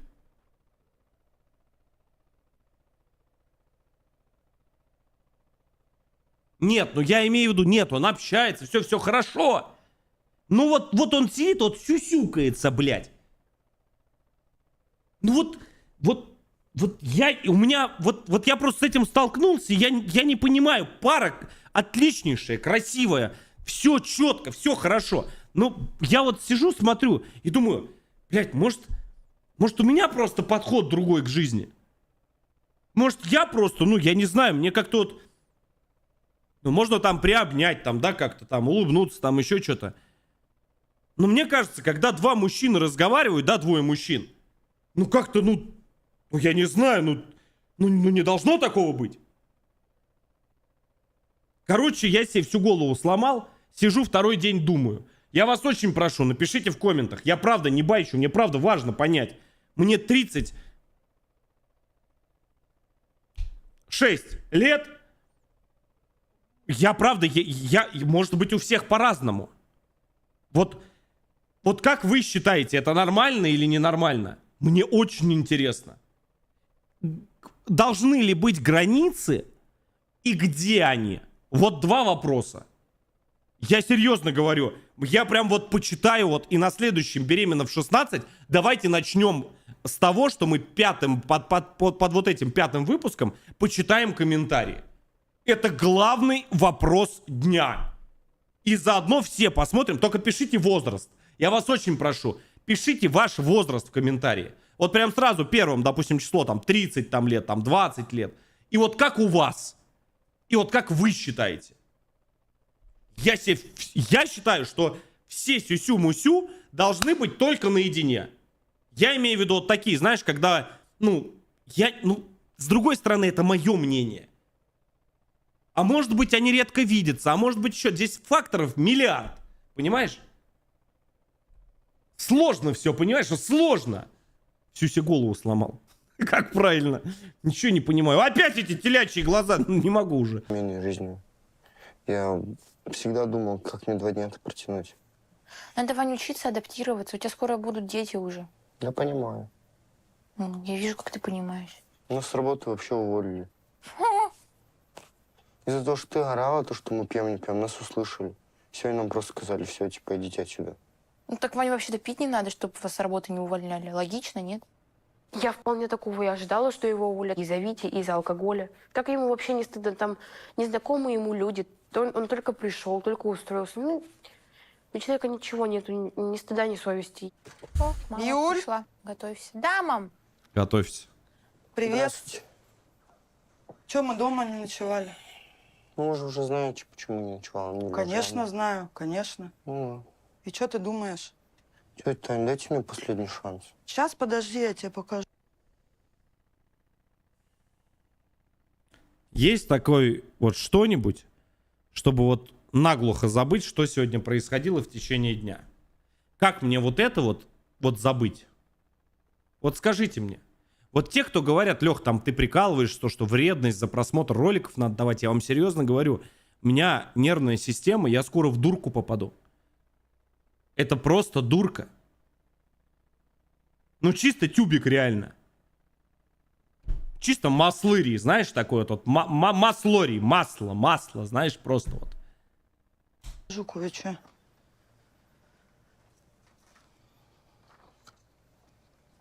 Вот. Видишь, сколько На, всего ёпта. надо?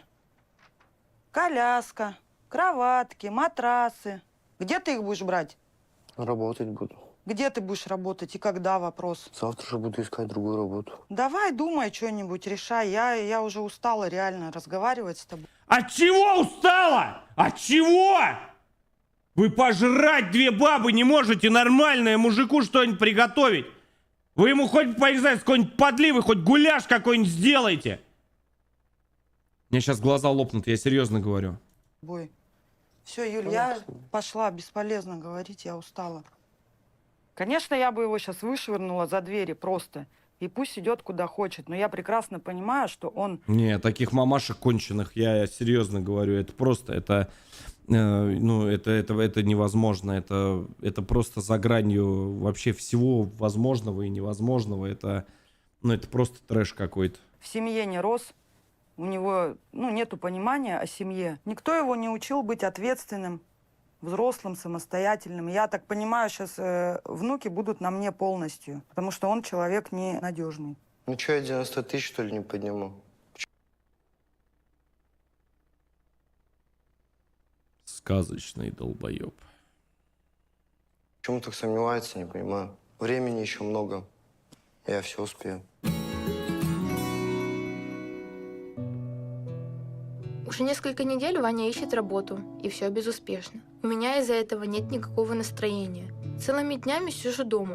На курсы кондитера я Целыми днями сижу дома. Продолжай. Ключевая фраза уже прозвучала. так и не пошла. Денег нет. Понял. Радует одно. Ваня перестал пить. Вань, ты понимаешь, что мама не сможет нас одна всех тянуть? Надо что-то думать с работой. У меня уже все нормально. Меня вот на собеседование уже пригласили. Ну, все понимаю, надо как-то ускорить этот процесс. Вообще, что за работа? Ну, пока не буду говорить, не хочу заглазить. Ну, а может, ты меня вообще обманываешь? Я откуда знаю? Да хорошая работа, Магазин правда. это или что? Не знаю. Курьер? Кто? Зачем гадаешь? Ну, мне же надо понимать, сколько будет платить. Я потом тебе скажу. И Будут что вообще за новости. профессия? Это правда? Вот есть такое в семьях? Нет, я серьезно вас спрашиваю, девчонки, мальчики, кто меня смотрит. Это серьезно такое есть? Или это просто меня не коснулось никогда? Не, я понимаю, я всю жизнь всегда работал. Всегда, с 13 лет я никогда не сидел без дела. У меня всегда была копейка на кармане, всегда, что бы я ни делал. Это вот на самом деле вот такое вот есть? Ну, у меня не было такого, что я безработный, типа, сидел.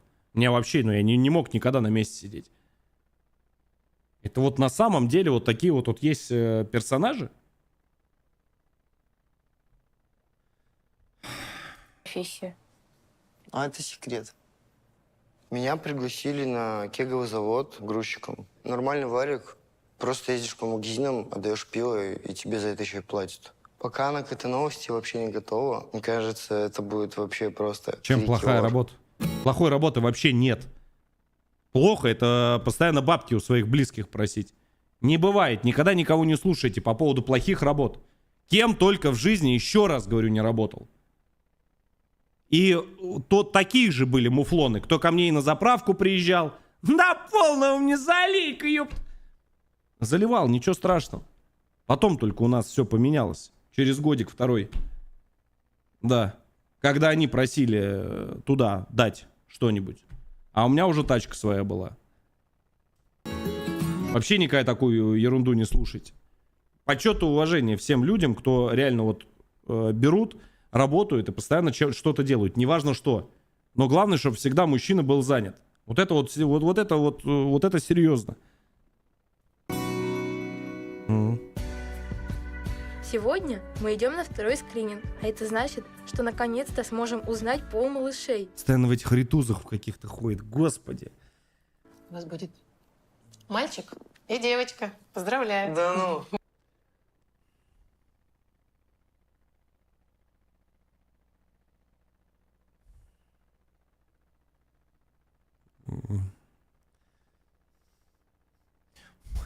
Можно я ничего не буду говорить? Да. Серьезно, Да. что ли? Ура! Да, сверху это мальчик, Я же говорил, что будет мальчик и девочка. внизу девочка.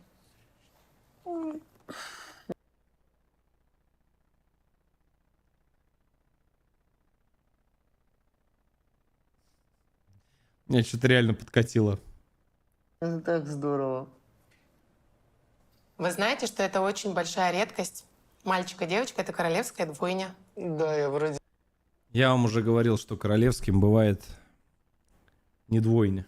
Это они так говорят. Королевским бывает только одна вещь.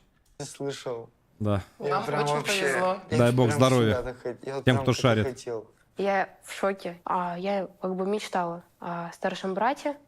Тут у нее уже будет братик и будет защита. Это самое главное, что у доченьки будет защита в виде брата. Мы так обрадовались. Я не знаю, где у кого какая защита. У меня два пацана, я иногда не понимаю, кто кого лупит. Одному 10 лет, второму 3. В 3 года он агрессивный, я не знаю, он кидается сразу, он вообще не разговаривает. Он подходит, вот так делает. Все, и поехали у него сразу. Он прям с разгону влетает в старшего. Старший 5 лет кикбоксингом занимается, он его стороной обходит. Он говорит, ну его, не надо, говорит. Владик говорит, не надо, мой хороший. Говорит, ну не надо, он ему там что-нибудь постоянно, там какую-нибудь конфеточку даст, печенюшечку принесет, да. Я говорю, а что ты? Он говорит, ну, на всякий случай. Что-то он, говорит, сегодня не в настроении пришел с сада, да. Очень такая тонкая грань. Я не знаю, копии, ничего подобного. Я очень культурный человек, я вообще против всего вот этого вот. Да. Да, я поэтому стрельбой всю жизнь увлекался. Осуждаю, тихо. Мальчику и девочке, и нам не терпится уже скорее рассказать об этом маме.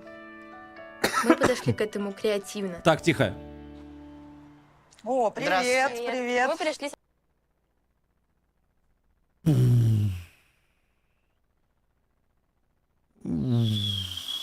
Вот если бы она ходила по улице, кстати, у меня бы такого не было. Потому что пышечки, они тоже есть разные. Есть вот эти бесформенные тельца, вот эти вот обрюзшие в 16 лет. А есть, ну ты понял меня, да? Это которые, ну надо хотя бы по чуть-чуть ходить, хоть по часику в день. Потихонечку по улице. Такого не будет. Со второго скрининга. Да? Как Ну и 16 что? лет. Кто будет? 30 это будет Мальчики 150 килограмм жилого или веса. девочки? Ну, возможно, и девочки. Так все-таки кто будет? Раз, два, три. Ого! И мальчик, и девочка? Да. Поздравляю вас. Королевская двойня у вас, ребят. Вы вообще, Ваня ювелир, постарался, да? Хорошая.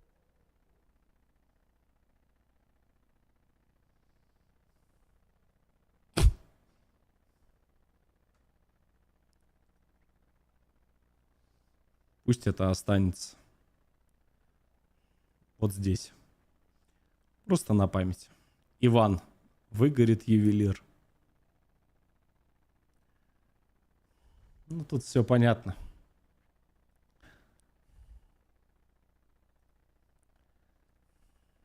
Работа. Вообще, ну что, предлагаю отметить это вечером? У меня сегодня первый рабочий день, я не смогу.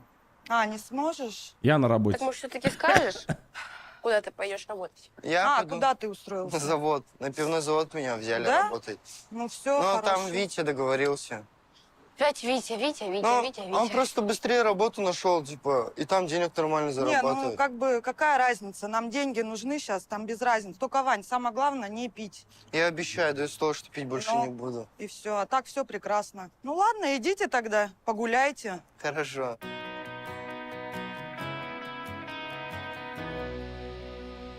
Не, ну Ну это... ты что расстроилась? Да, блин, вот поэтому ты мне не сразу сказал, когда ты устроился работать. Может, топив завод, и Витя еще устроил, тем более. Ну просто Что плохого в пивзаводе? Слышь? Иди кеги потаскай, попробуй. работа хорошая. Витя просто первый нашел. Вот он мне туда и предложил пойти. Меня сразу взяли. Ну, молодец, что Витя, еще могу сказать. Ну, солнышко, я же все уже понял, я уже все понял, я исправился. Я тебе обещаю, что больше не вообще ни глотка в рот. Ни грамма в рот, ни сантиметров. Тем более там, говорят, хорошая зарплата, там под 100 тысяч выходит. Ну, давай не будем расстраиваться. Ты знаешь, говорит, завод на самом деле не такой уж и плохой. Да, да и Витя, в принципе, тоже как бы нормальный парень. Угу. Пожалуйста. Ладно, посмотрим, что вообще будет с этой Ну, работой. пожалуйста. Я тебя люблю. Ладно, пойдем. Я вас ненавижу Пойдем. обоих. Ну, слава Вы богу, что вообще ужасные. появилась работа и обещают хорошие деньги. Надеюсь, он все эти деньги не спустит на пиво в кегах. Ну, это вообще будет тогда. На какое пиво в кегах? Дура. Я не могу, у меня, ну, это можно отупеть, смотря вот на вот это. На пиво, говорит, в кегах не спустит. Что ты, черт побери, несешь, а? 2 недели Ваня работает на новом месте. Он не пьет, нигде не задерживается и сразу приходит домой. Но сегодня его нет позже обычного. Ни он, ни Витя трубки не берут. Мне тревожно. Вдруг что-то случилось. Что-то пошло не по плану. Пойду в общежитие. О, Вдруг они там.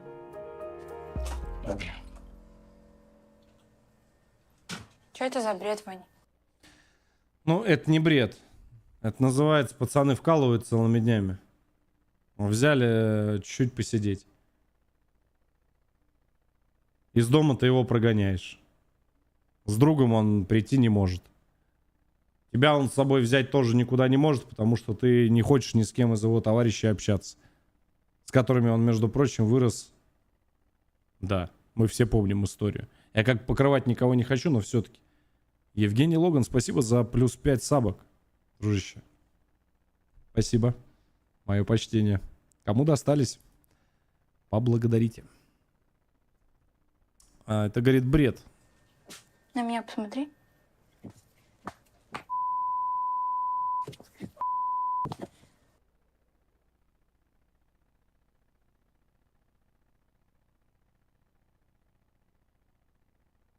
Эм.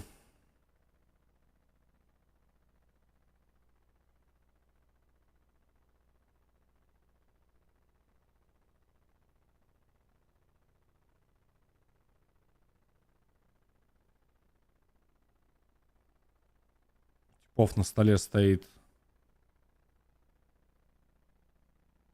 2 по литру пива, семечки, еще что-то. Что-то она, по-моему, немножко конченая, нет? Самую малость. Понял, кто ты? И ты, Витя, ты его спаиваешь. Ты знаешь, как он... Попить пиво, покурить. Да, конечно, кайф. Руки убрал, посмотрел на меня. Убери руки. Домой можешь вообще не приходить. Я тебе серьезно сейчас говорю. Это не на камеру, ни на что. Просто собираешь вещи и идешь Вите жить. Разговаривай со мной. Алёша. И въебать сейчас или, блядь, попозже? Ты что творишь-то? Животное. Это вот реально вот животное просто. Ты просто животина. Это мы такого еще с вами не видели ни в одном выпуске, ни беременна в 16, ни мама в 16. Я их миллион уже этих выпусков посмотрел, но таких тварей я не видел очень давно. Вообще мозгов нету. Ну, может, ты мне что-нибудь скажешь, нет? Нет, тебе не. Давай второго тронь. Я очень надеюсь, что он тебе всечет раз все-таки. Несмотря на Как твое понять положение. нечего? Ты же с ним сидишь, Так ты бухаешь, не я. залетела, еще и облила. И что, Ну, так он выпиваем, бухает? И что теперь? Что, это конец света? Выпили. Ну что же цирк? Если он думает, что я там какая-то дурочка и буду его каждый раз прощать, то это совершенно не так. Всему есть конец и предел. Не, таких мразей я давно не встречал.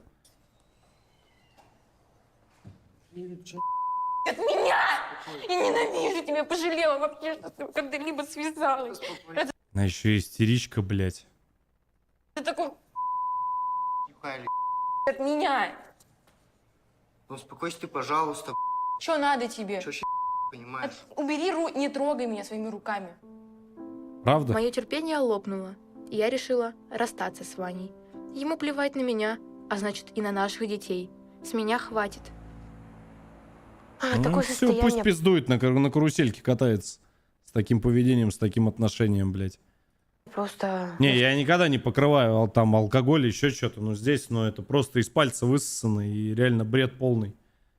Чувак просто 2 недели вкалывал, блядь, как папа Карло. Я так понял, он никуда не выходил, ничего, судя по лору, да? То, о чем нам рассказывают. Все плюнуть, дам сама все детям. И тепло, Дашь, и да. любовь, и заботу, и быть Ни уже дня не нормальной работая. одиночкой.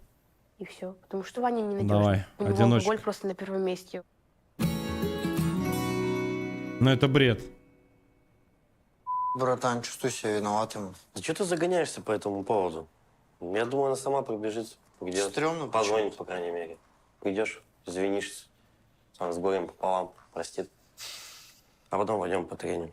Ну да, ты прав. А что-нибудь придумаем, решим. Все-таки хотим семью создать. Так что все будет хорошо. Ну вот и не загоняйся, значит. Все нормально будет. Не парься. Юля вот всегда преувеличивает. Сильно вообще, независимая, что да. бы у нас ни случилось, для нее это все. Не, он не подарок, он тоже по Тау еще тот. Не, он, какой бы он там ни был, но он пошел работать. Пошел там заниматься. Евгений, еще раз спасибо за +5, это уже 10.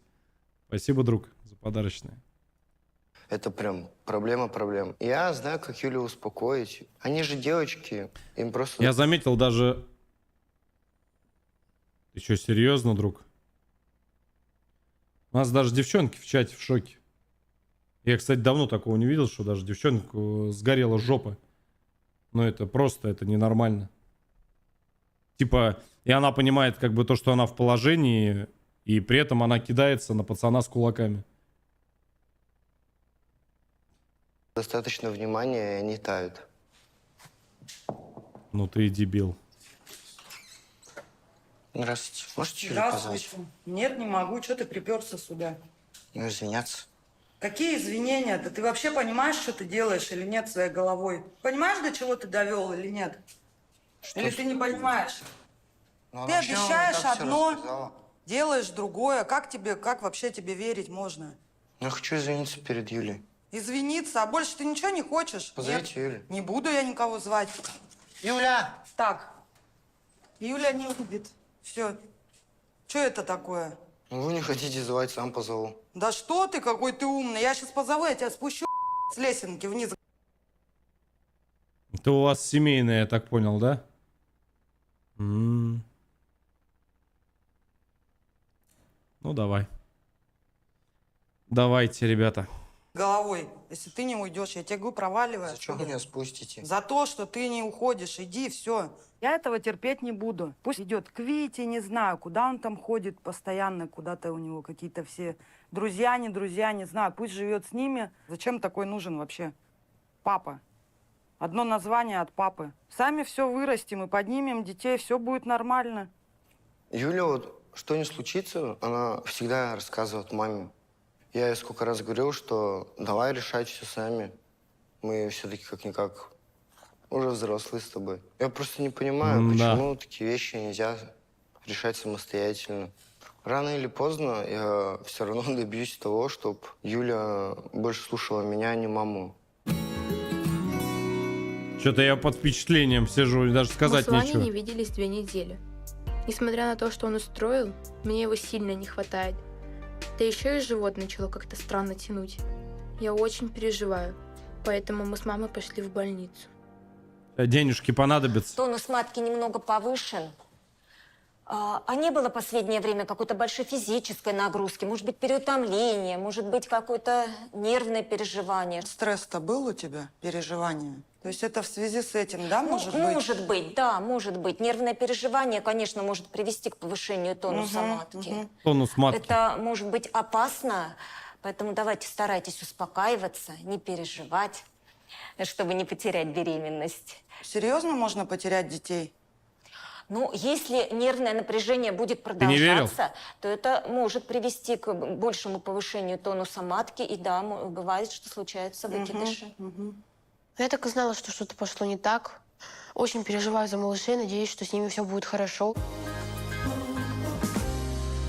Я вообще просто... Я думал, предыдущий выпуск, кто не смотрел, 4-й выпуск тоже посмотрите. Мы записывали серию, там вообще песня. Я думал, 4-й дно пробил, а нет. 5-й переплюнул всех. Вообще всех. Город Новосибирск. Я до чё? сих пор злюсь на Ваню, но без него Мой совсем любимый. грустно. Мама старается меня отвлечь, но я все равно чувствую себя одинокой. О! Сосиски. Дайте-ка угадаю. С гречкой? Или с чем? Или с рисом? Хм. Интересно, с чем. Я вижу, как Юля мучается, как ей тяжело. Я позвонила Ване, сказала, что нам нужно серьезно поговорить, и пригрозила ему, что сейчас будет разговор, то есть, ну, серьезно составлен. Здравствуйте, Жалко, что он вас не послал в очко. Тань. Звонили? Да, Что случилось? случилось. Сейчас Юля могла бы потерять детей, понимаешь это или нет? Ну, Нам я просто хотел. сейчас сказали, был у нее такой стресс, что она могла потерять детей, понимаешь? Ну, вообще вам такого не говорили. Или я что-то прослушал? Не, гречка нормальная тема. Или нет? Че, вот тебе иди, извиняйся, я не знаю, там, падай ей в колени. Что ты будешь делать, я не знаю. Извиняться пойду. сейчас. Вот иди, извиняйся, Ну, давай, по жизни будешь извиняться. решайте что-нибудь. И чтоб такого больше не было, Вань. Ты понял? Договорились. Все, смотри, не зли меня До больше. свидания. До свидания. Вот я дурак. Вообще, реально взял, просто довел до такого состояния. Что если бы я потеряла детей? Что бы я делал? Что бы я сказал вообще? Не, я серьезно, я сейчас пойду и буду мириться с ней. Я Там семейка реально этих. Кто там? 100 грамм. Это я, можешь выйти, пожалуйста? Что надо? Выйди, пожалуйста. Ромка, прости меня, пожалуйста. Прости меня, пожалуйста. Ну за что, прости, что мы чуть детей не потеряли? Точнее, я. Тебе вообще, мне кажется... Ну, Ну, я вижу. прости. Нет, все. Еще что-то. Ты вообще максимально безответственный. Вообще максимально. Я буду ответственнее относиться. Ты старше меня, а ответственности вообще никакой нету. Вообще никакой. Я возьму на себя всю ответственность. Ну, вот как возьмешь, так и подойдешь. Ну, прости меня, пожалуйста. Сейчас люди еще выйдут. Не, не думал, Идем что она домой настолько лучше? конченая. Ладно, вот если бы не прошло бы время, я бы тебя точно бы никогда не простила. Возьми шоколад. Ладно, пойдем чай попьем. Я тебя люблю. Сама не понимаю, как это происходит. Он извиняется, и я его прощаю. Конечно, приходится немножко поломаться, но потом все равно извиняю. Я реально рад, то, что Юля меня простила. Ой, Я блядь. серьезно осознаю, что нужно браться за ум и быть ответственным. Нет, таких только эвтаназия, блядь, После спасет. нашего примирения я вижу, что Ваня стал меняться. Теперь он редко видится с Витей и почти не ходит на тренировки. Все свое свободное время он проводит со мной и даже терпит мои капризы. Блин, Вань, так мороженого хочется. Так, пошли купим. Или не хочу, или хочу. Не знаю. Ты определись. Или шоколадку хочу. Ну, пошли что-нибудь быстро купим. Не знаю, что я хочу, короче. А вот я хочу, чтобы ты Ебал. быстрее родила пупсиков. Как понять быстрее? Я не Нельзя знаю. быстрее. Люблю тебя. Нельзя быстрее. А все будет хорошо. Да, Ваня до терпится, сих пор 100%. работает на Мне реально его оплачиваемой жалко. работе, не прыгает с работы на работу, и все у нас хорошо. Мне Он реально ему перестал, жалко. самое главное, пить. Не, типа реально Все жалко. деньги Ваня приносит Без в шуток дом. говорю. А еще он осуществил мою мечту, оплатил мне кулинарные курсы. И сегодня у меня первое занятие. Сейчас твоя задача очень активно мешать. Нам не нужна какая-то пышная пена, просто объединить продукты. Блять, а в интернете вот это все нельзя было Так, посмотреть? давай я. Можно я сама? Да, конечно. Очень Ты молодец. хочется научиться. Спасибо. Мне очень нравится, что ты целеустремленная. Ну, хочется делать качественный продукт. Молодец. Курсы прям меня вообще вдохновляют, мотивируют, не дают мне унывать дома. Так все интересно, познавать новое. Купи себе, дура, десяток яиц, блядь, и колтыхай их там! Чего вы это не можешь в интернете посмотреть? У вас скоро 2 личинки родятся. У вас ни кроваток, ни колясок, ни жрачки, блядь, ничего нет. Ни матраса этого ссаного. Стоит она этим, блядь, веником колтыхает. На курсы меня они, блядь, мотивируют. Кого они мотивируют? Мужик должен тебя твой мотивировать. А не мамашка, дура и курсы. Фу, блядь. Хуета. Как только Не могу закончу уже, курсы, все. сразу начну заниматься выпечкой. Выпечкой, блядь. Ты за год, пока у тебя личинки там, ты могла весь интернет перелопатить. Ты могла, я не знаю, мужику своему готовить. И он бы тебе сказал, хорошо ты, получается, плохо ли получается, что можно переделать, что можно добавить. У вас бы, блядь, у 2 идиотов были бы общие интересы. И он бы ел постоянно что-то новое. Дегенераты, блядь. Ну как еще здесь сказать? Настал день 3-го скрининга. Сидят. До родов совсем чуть-чуть. Живот такой большой. Не терпится уже поскорее родить. Юль, по малышам все отлично. Единственное, меня смущает количество околоплодных вод. Надо будет посмотреть околоплодные воды через 2 недели. Хорошо. Чтобы не было многоводия. Ну все, вставай, одевайся. Я переживаю за детей, буду обследоваться, проходить все анализы, чтобы с ними все было хорошо. Лучше и не скажешь. Ну как мне... Рекомендации Ребят, врача- ну я серьезно говорю, вот иногда я задумываюсь.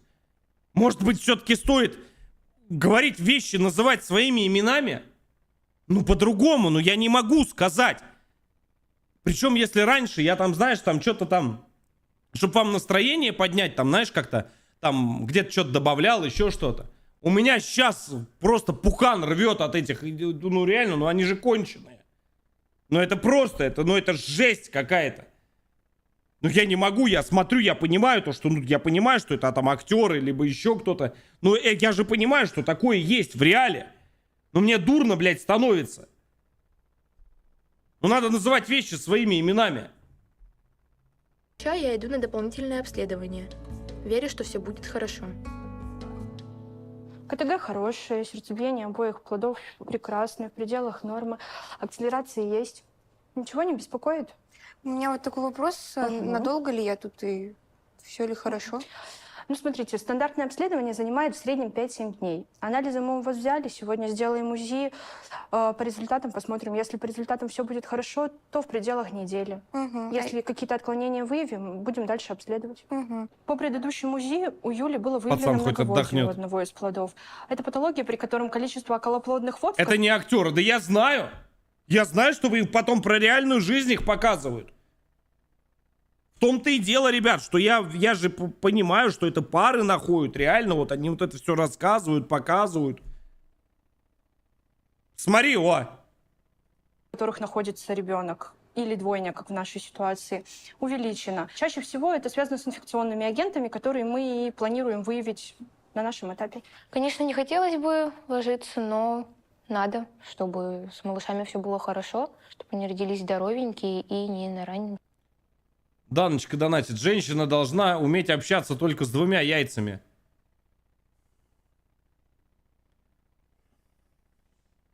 Дан, ты как всегда, да? Привет. Вот из закрытой телеги, вот, пожалуйста, девушка. И хуй поспоришь. Осуждаю! Мы за свободных, мы за независимых, мы за... Кого я наебываю? Сроки. Я переживаю. Если анализы будут плохими, то все время до родов я проведу в больнице. Не падать духом мне помогает поддержка Вани. Каждый день он навещает меня. Привет. Привет. Ну как ты? Нормально. Я очень сильно переживаю за состояние Юли. Я знаю, что Юля справится, что будет все хорошо. Она очень сильная девушка. Я прошла все обследования и сдала анализы. Мне назначили таблетки Ёб и твою выписали мать. домой. Кого я не пойму, детенышек, кого вы это вынашиваешь-то? Я как фильм «Чужой» смотрю, что происходит? Я надеюсь, сейчас здесь ты не собираешься это... После выписки из больницы я чувствую себя прекрасно. Во мне полно сил и энергии. Поэтому дома я сидеть не собираюсь. Иду на очередное занятие по кулинарии. Юля, ты такая молодец. Не останавливайся, ладно, на этом никогда. Спасибо, очень приятно слышать. Похвала меня Обожаю, блядь, лицемерие. окрыляет и вселяет уверенности, что в кулинарии меня ждет большое будущее. Хочу скорее уже показать этот торт маме и Ване. Та-дам! Ого! Это ты сама сделала? Да. Молодец, ты Это вообще... пряники. Умничка, Это умничка, тортик. да. Талант прям, талант у тебя. Умница, молодец.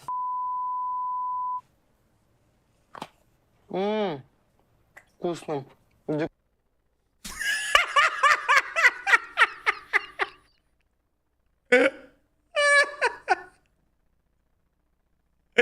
Ну ты и мудак. Я, конечно... Слушай, я начинаю задумываться, не зря ли она тебе перемкнула все-таки. Я, конечно, ублюдков видел, но ты прям вообще прям отбитый.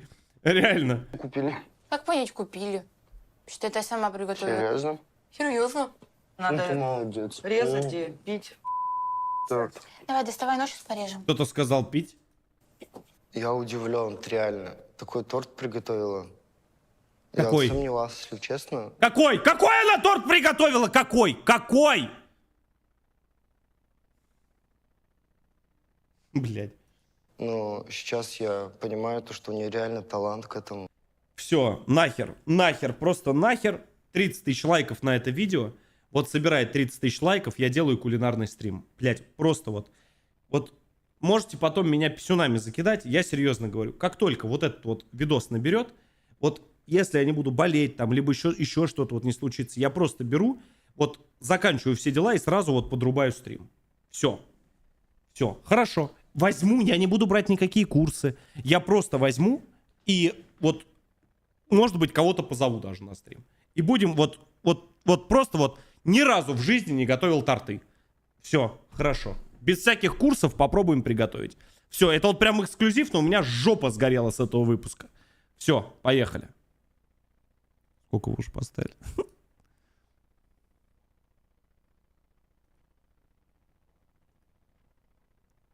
Блять.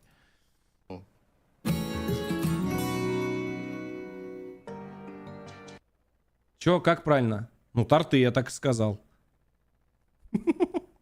Как жопу подорвать у чата. Сегодня я почувствовала тянущие боли в животе. До родов еще 3 недели. Но мне кажется, что это схватки. Мы поехали в больницу. Я тебя очень прошу. Я тебя заклинаю просто всем. Сука! Короче, она... Извините, YouTube очень относится... Очень щепетильно вот к этому относится. Я знаю, это, я не знаю, как они выкладывают у себя на канале, я очень начинаю переживать, и YouTube очень сильно напрягается. У меня только страйк сняли. Я очень прошу, я все это осуждаю, все или одобряю, осуждаю, не знаю, как надо правильно, ну, короче, все родились, все живы, матка жива, все живы, все хорошо. Ты мой зойка. Они выносят мальчика. Что за сборище фриков, я не пойму. Мне дают его в руки, я прям, не знаю, я прослезился. Ну это просто, я смотрю на него, он такой маленький. Я не понимаю, как вообще так... Он такой красивый. Поддержка мне сейчас очень нужна. Я рада, что на выписку пришли мои. Опять этот блядский медведь. Как они меня триггерят, а? Блять, во всех соцсетях. Везде этот медведь. Везде он. На каждом углу, блять, этот Миша. И везде вот эти одни и те же прыжки, эти придурковатые танцы. Я не могу. Это просто меня... Я не знаю, может, мне со мной что-то не так. И мамины друзья.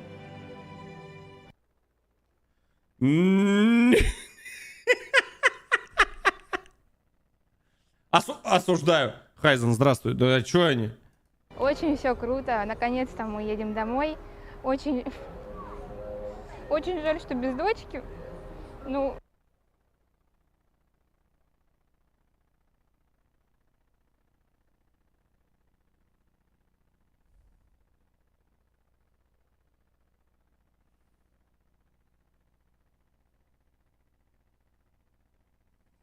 Блять.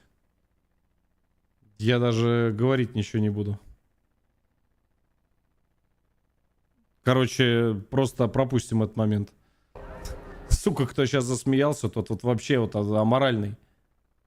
Осуждаю. все равно все очень круто. Мы за ней в понедельник придем. Обязательно. Так, блядь. Подождите. Такие вы вообще просто... Я вас не учил этому. Она придет за ней. Бля, почему...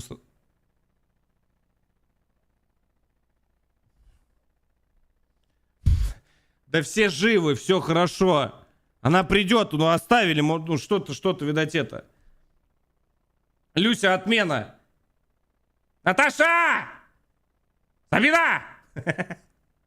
А пока мы все внимание уделяем Олегу. Нормально все. Ребят, прекратите, это просто... Ваня от него не отходит. В нем столько любви и заботы.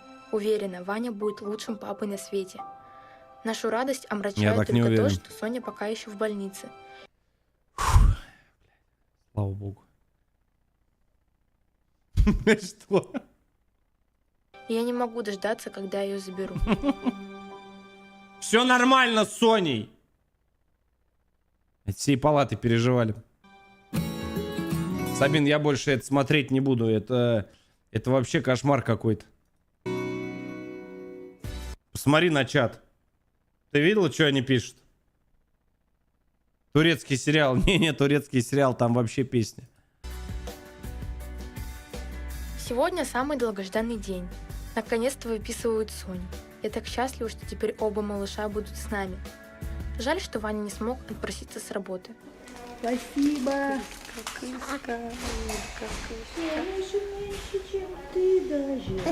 Все, мы очень счастливы. Все нормально, я еще раз говорю. Конечно, да, что Сонечку забрали. Наконец-то они вдвоем, что она выздоровела. Все прошло.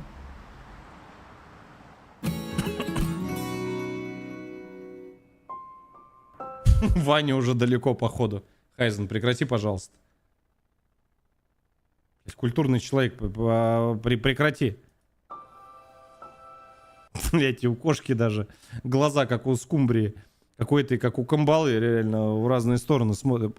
Тихо! Олежка вообще прям копия меня. Копия тебя. Мне его когда привезли, я вообще такая... Ваня. Маленький Ваня. Ваня с рождения малышей просто поменялся на 180 градусов. Чё? Боком, что ли, стал ходить? Или задом? Он стал более ответственным, заботливым. Ни разу не выпил пива. Его даже... Бедолага, блядь.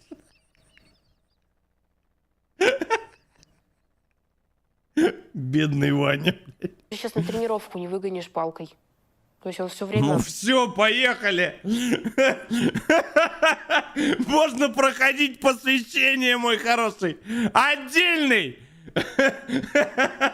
Противотанковый, диванный. Моторизированный. Пивной батальон. Здравия желаю, как говорится. Пост дал, пост принял, мой хороший. Принимайте в наши ряды. Как говорится, милости прошу к нашему шалашу, да. Все, спорт закончен. Это просто он не знал о том, что пиво есть, да. Ерундой занимаются с этими своими. Подает малышам. Да. Я понимаю, что я отец, то, что мне нужно заботиться теперь о них. Когда дети плачут, меня даже это не злит. Мне, наоборот, как-то кайфово.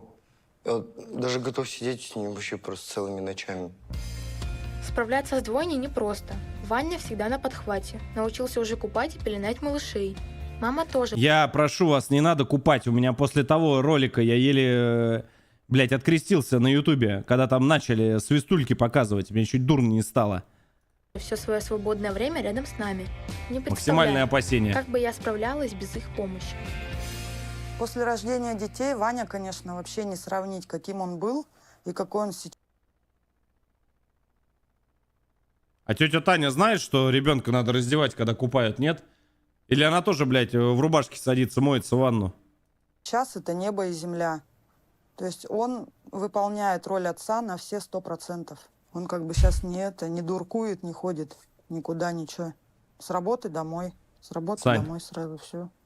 Я знаю, что Ваня прекрасный отец, но то, что он отказался на данный момент от тренировок, то есть он вообще не хочет тренироваться, у него даже самого, походу, желания нет. Это меня не особо радует. Ну, ребята молодцы, я как бы искренне рад за них и надеюсь, что в дальнейшем у них все будет good.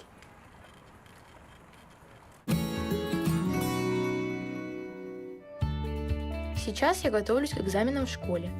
Без них аттестат мне не выдадут. Приходится усиленно заниматься. Я стараюсь нагнать программу, которую пропустила.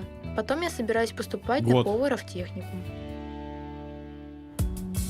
То я позвонил, да, чтобы отдельно. Сегодня Ваня пригласил меня в студию звукозаписи, чтобы показать свой новый трек. Вы меня добить, да, хотите в конце? Вы хотите, ну, чтобы сейчас... У меня и так уже сердце покалывает, я сижу. Вы хотите, чтобы он еще рыпанулся в конце? Или что? Я с удовольствием согласилась, потому что мы с ним давно вместе никуда не выходили, а с детками осталась мама.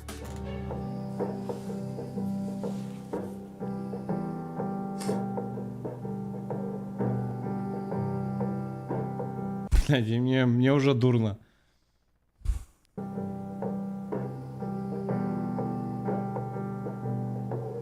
Веселые ночи, настежь открытые двери, нашу последнюю встречу, детка, не сможешь забыть, поверь мне, я никого не люблю так сильно, я не токсичен, что-то в груди непонятная боль, это научно зовется любовью, ты подарила детей, теперь я доволен. Юль, я долго думал и решил для себя, что ты и есть моя судьба.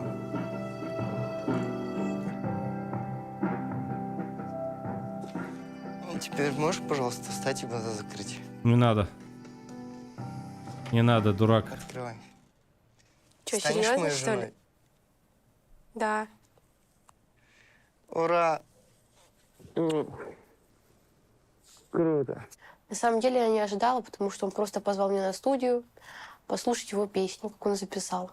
Тут вот такое вот чудо. Для меня сейчас самое главное в приоритете – это семья. В дальнейшем будущем мы планируем завести собаку, купить дом, купить машину, открыть салон, открыть кондитерскую, ну и воспитывать детей. Милые девочки, я сохранила беременность, и я совершенно об этом не жалею, потому что дети — это классно, это круто, это поддержка и опора на всю жизнь. Сейчас я осознаю и понимаю, что если бы я тогда бы сделала аборт, я бы сейчас бы очень сильно жалела, потому что я сейчас не представляю жизни без них.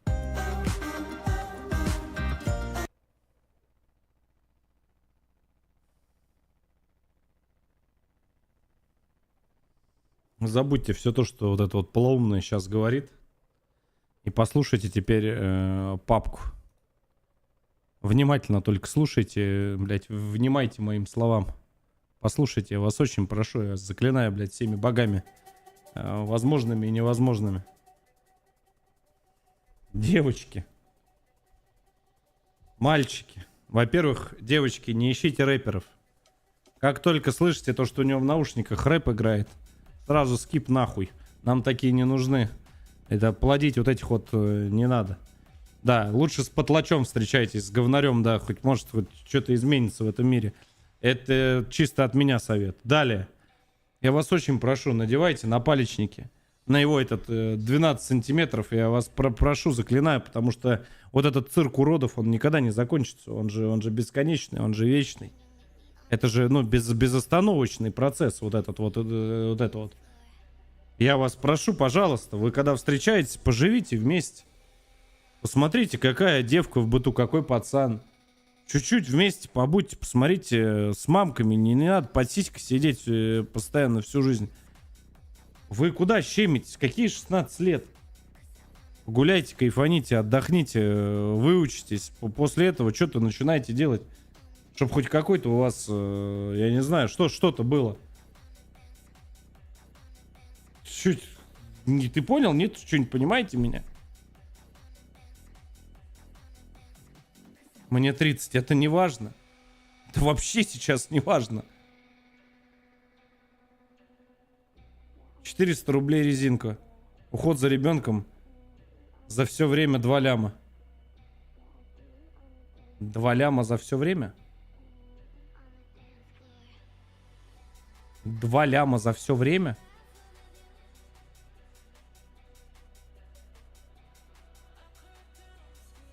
Правда? Настя, какое в 16? Ох, блядь. Я вас прошу, вы услышите меня. Пацаны, особенно вас касается. В какие нахер 22, в какие 23? Куда вы щемитесь, блядь? Короче, заклинаю всех, слушайте рок. Кто не пид... Давайте. Ужасный выпуск. Ужасный выпуск. Мне дурно, мне плохо. Я под впечатлением нахожусь. Мне надо срочно куда-нибудь сейчас сходить и успокоиться, потому что мне сейчас, блядь, правда плохо станет.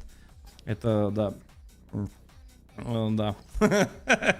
Да, наслушается этих вот своих. Потом долбится неважно куда. Вот, мои хорошие, я с вами прощаюсь. Про телегу все знают. Про все знают. Про оранжевого партнера знают. Да. Вот. У нас что? У нас четверг. Мы заканчиваем по поездке в Новгород. Все полностью вам расскажу, покажу. Это у нас финальная часть ролика. Мы снимаем, монтируем, выкладываем. Сейчас будет очень много авторских роликов. Далее мы снимаем обзор студии сразу же. Я думаю, что на этой же неделе. Вот, поэтому будет очень много контента авторского, хорошего, реального, интересного. Вот, а не вот это вот все, вот это вот. Да, и далее тачки. Тачки. Списались с одним человеком, с очень большим. Да, он любит там... Не скажу, что делать. Вы его все знаете. Вот, короче, будет интересно, да, я вам наконец-то там все покажу, расскажу, да. Все, я вас всех обнял, приподнял. Ребят, будьте счастливы, улыбайтесь почаще. Вот, напоминаю то, что мы с вами все-таки, канал носит более развлекательный такой процесс, да. Участвуйте в розыгрыше, я для вас вон наушнички, вот здесь тут, в Hard Inside разыгрываю, там всякие... Хайзен, да прекрати, пожалуйста. Сейчас вот всю контору тут спалишь. Вот, так что как-то так. В общем, все знаете. Все, желаю всем удачи, добра, улыбайтесь, любите друг друга, цените. Ну и заходите. Если что, завтра обязательно стримчик тоже запилю и порадую вас чем-нибудь интересным, новым. Давайте, в телеге все выложу, как обычно.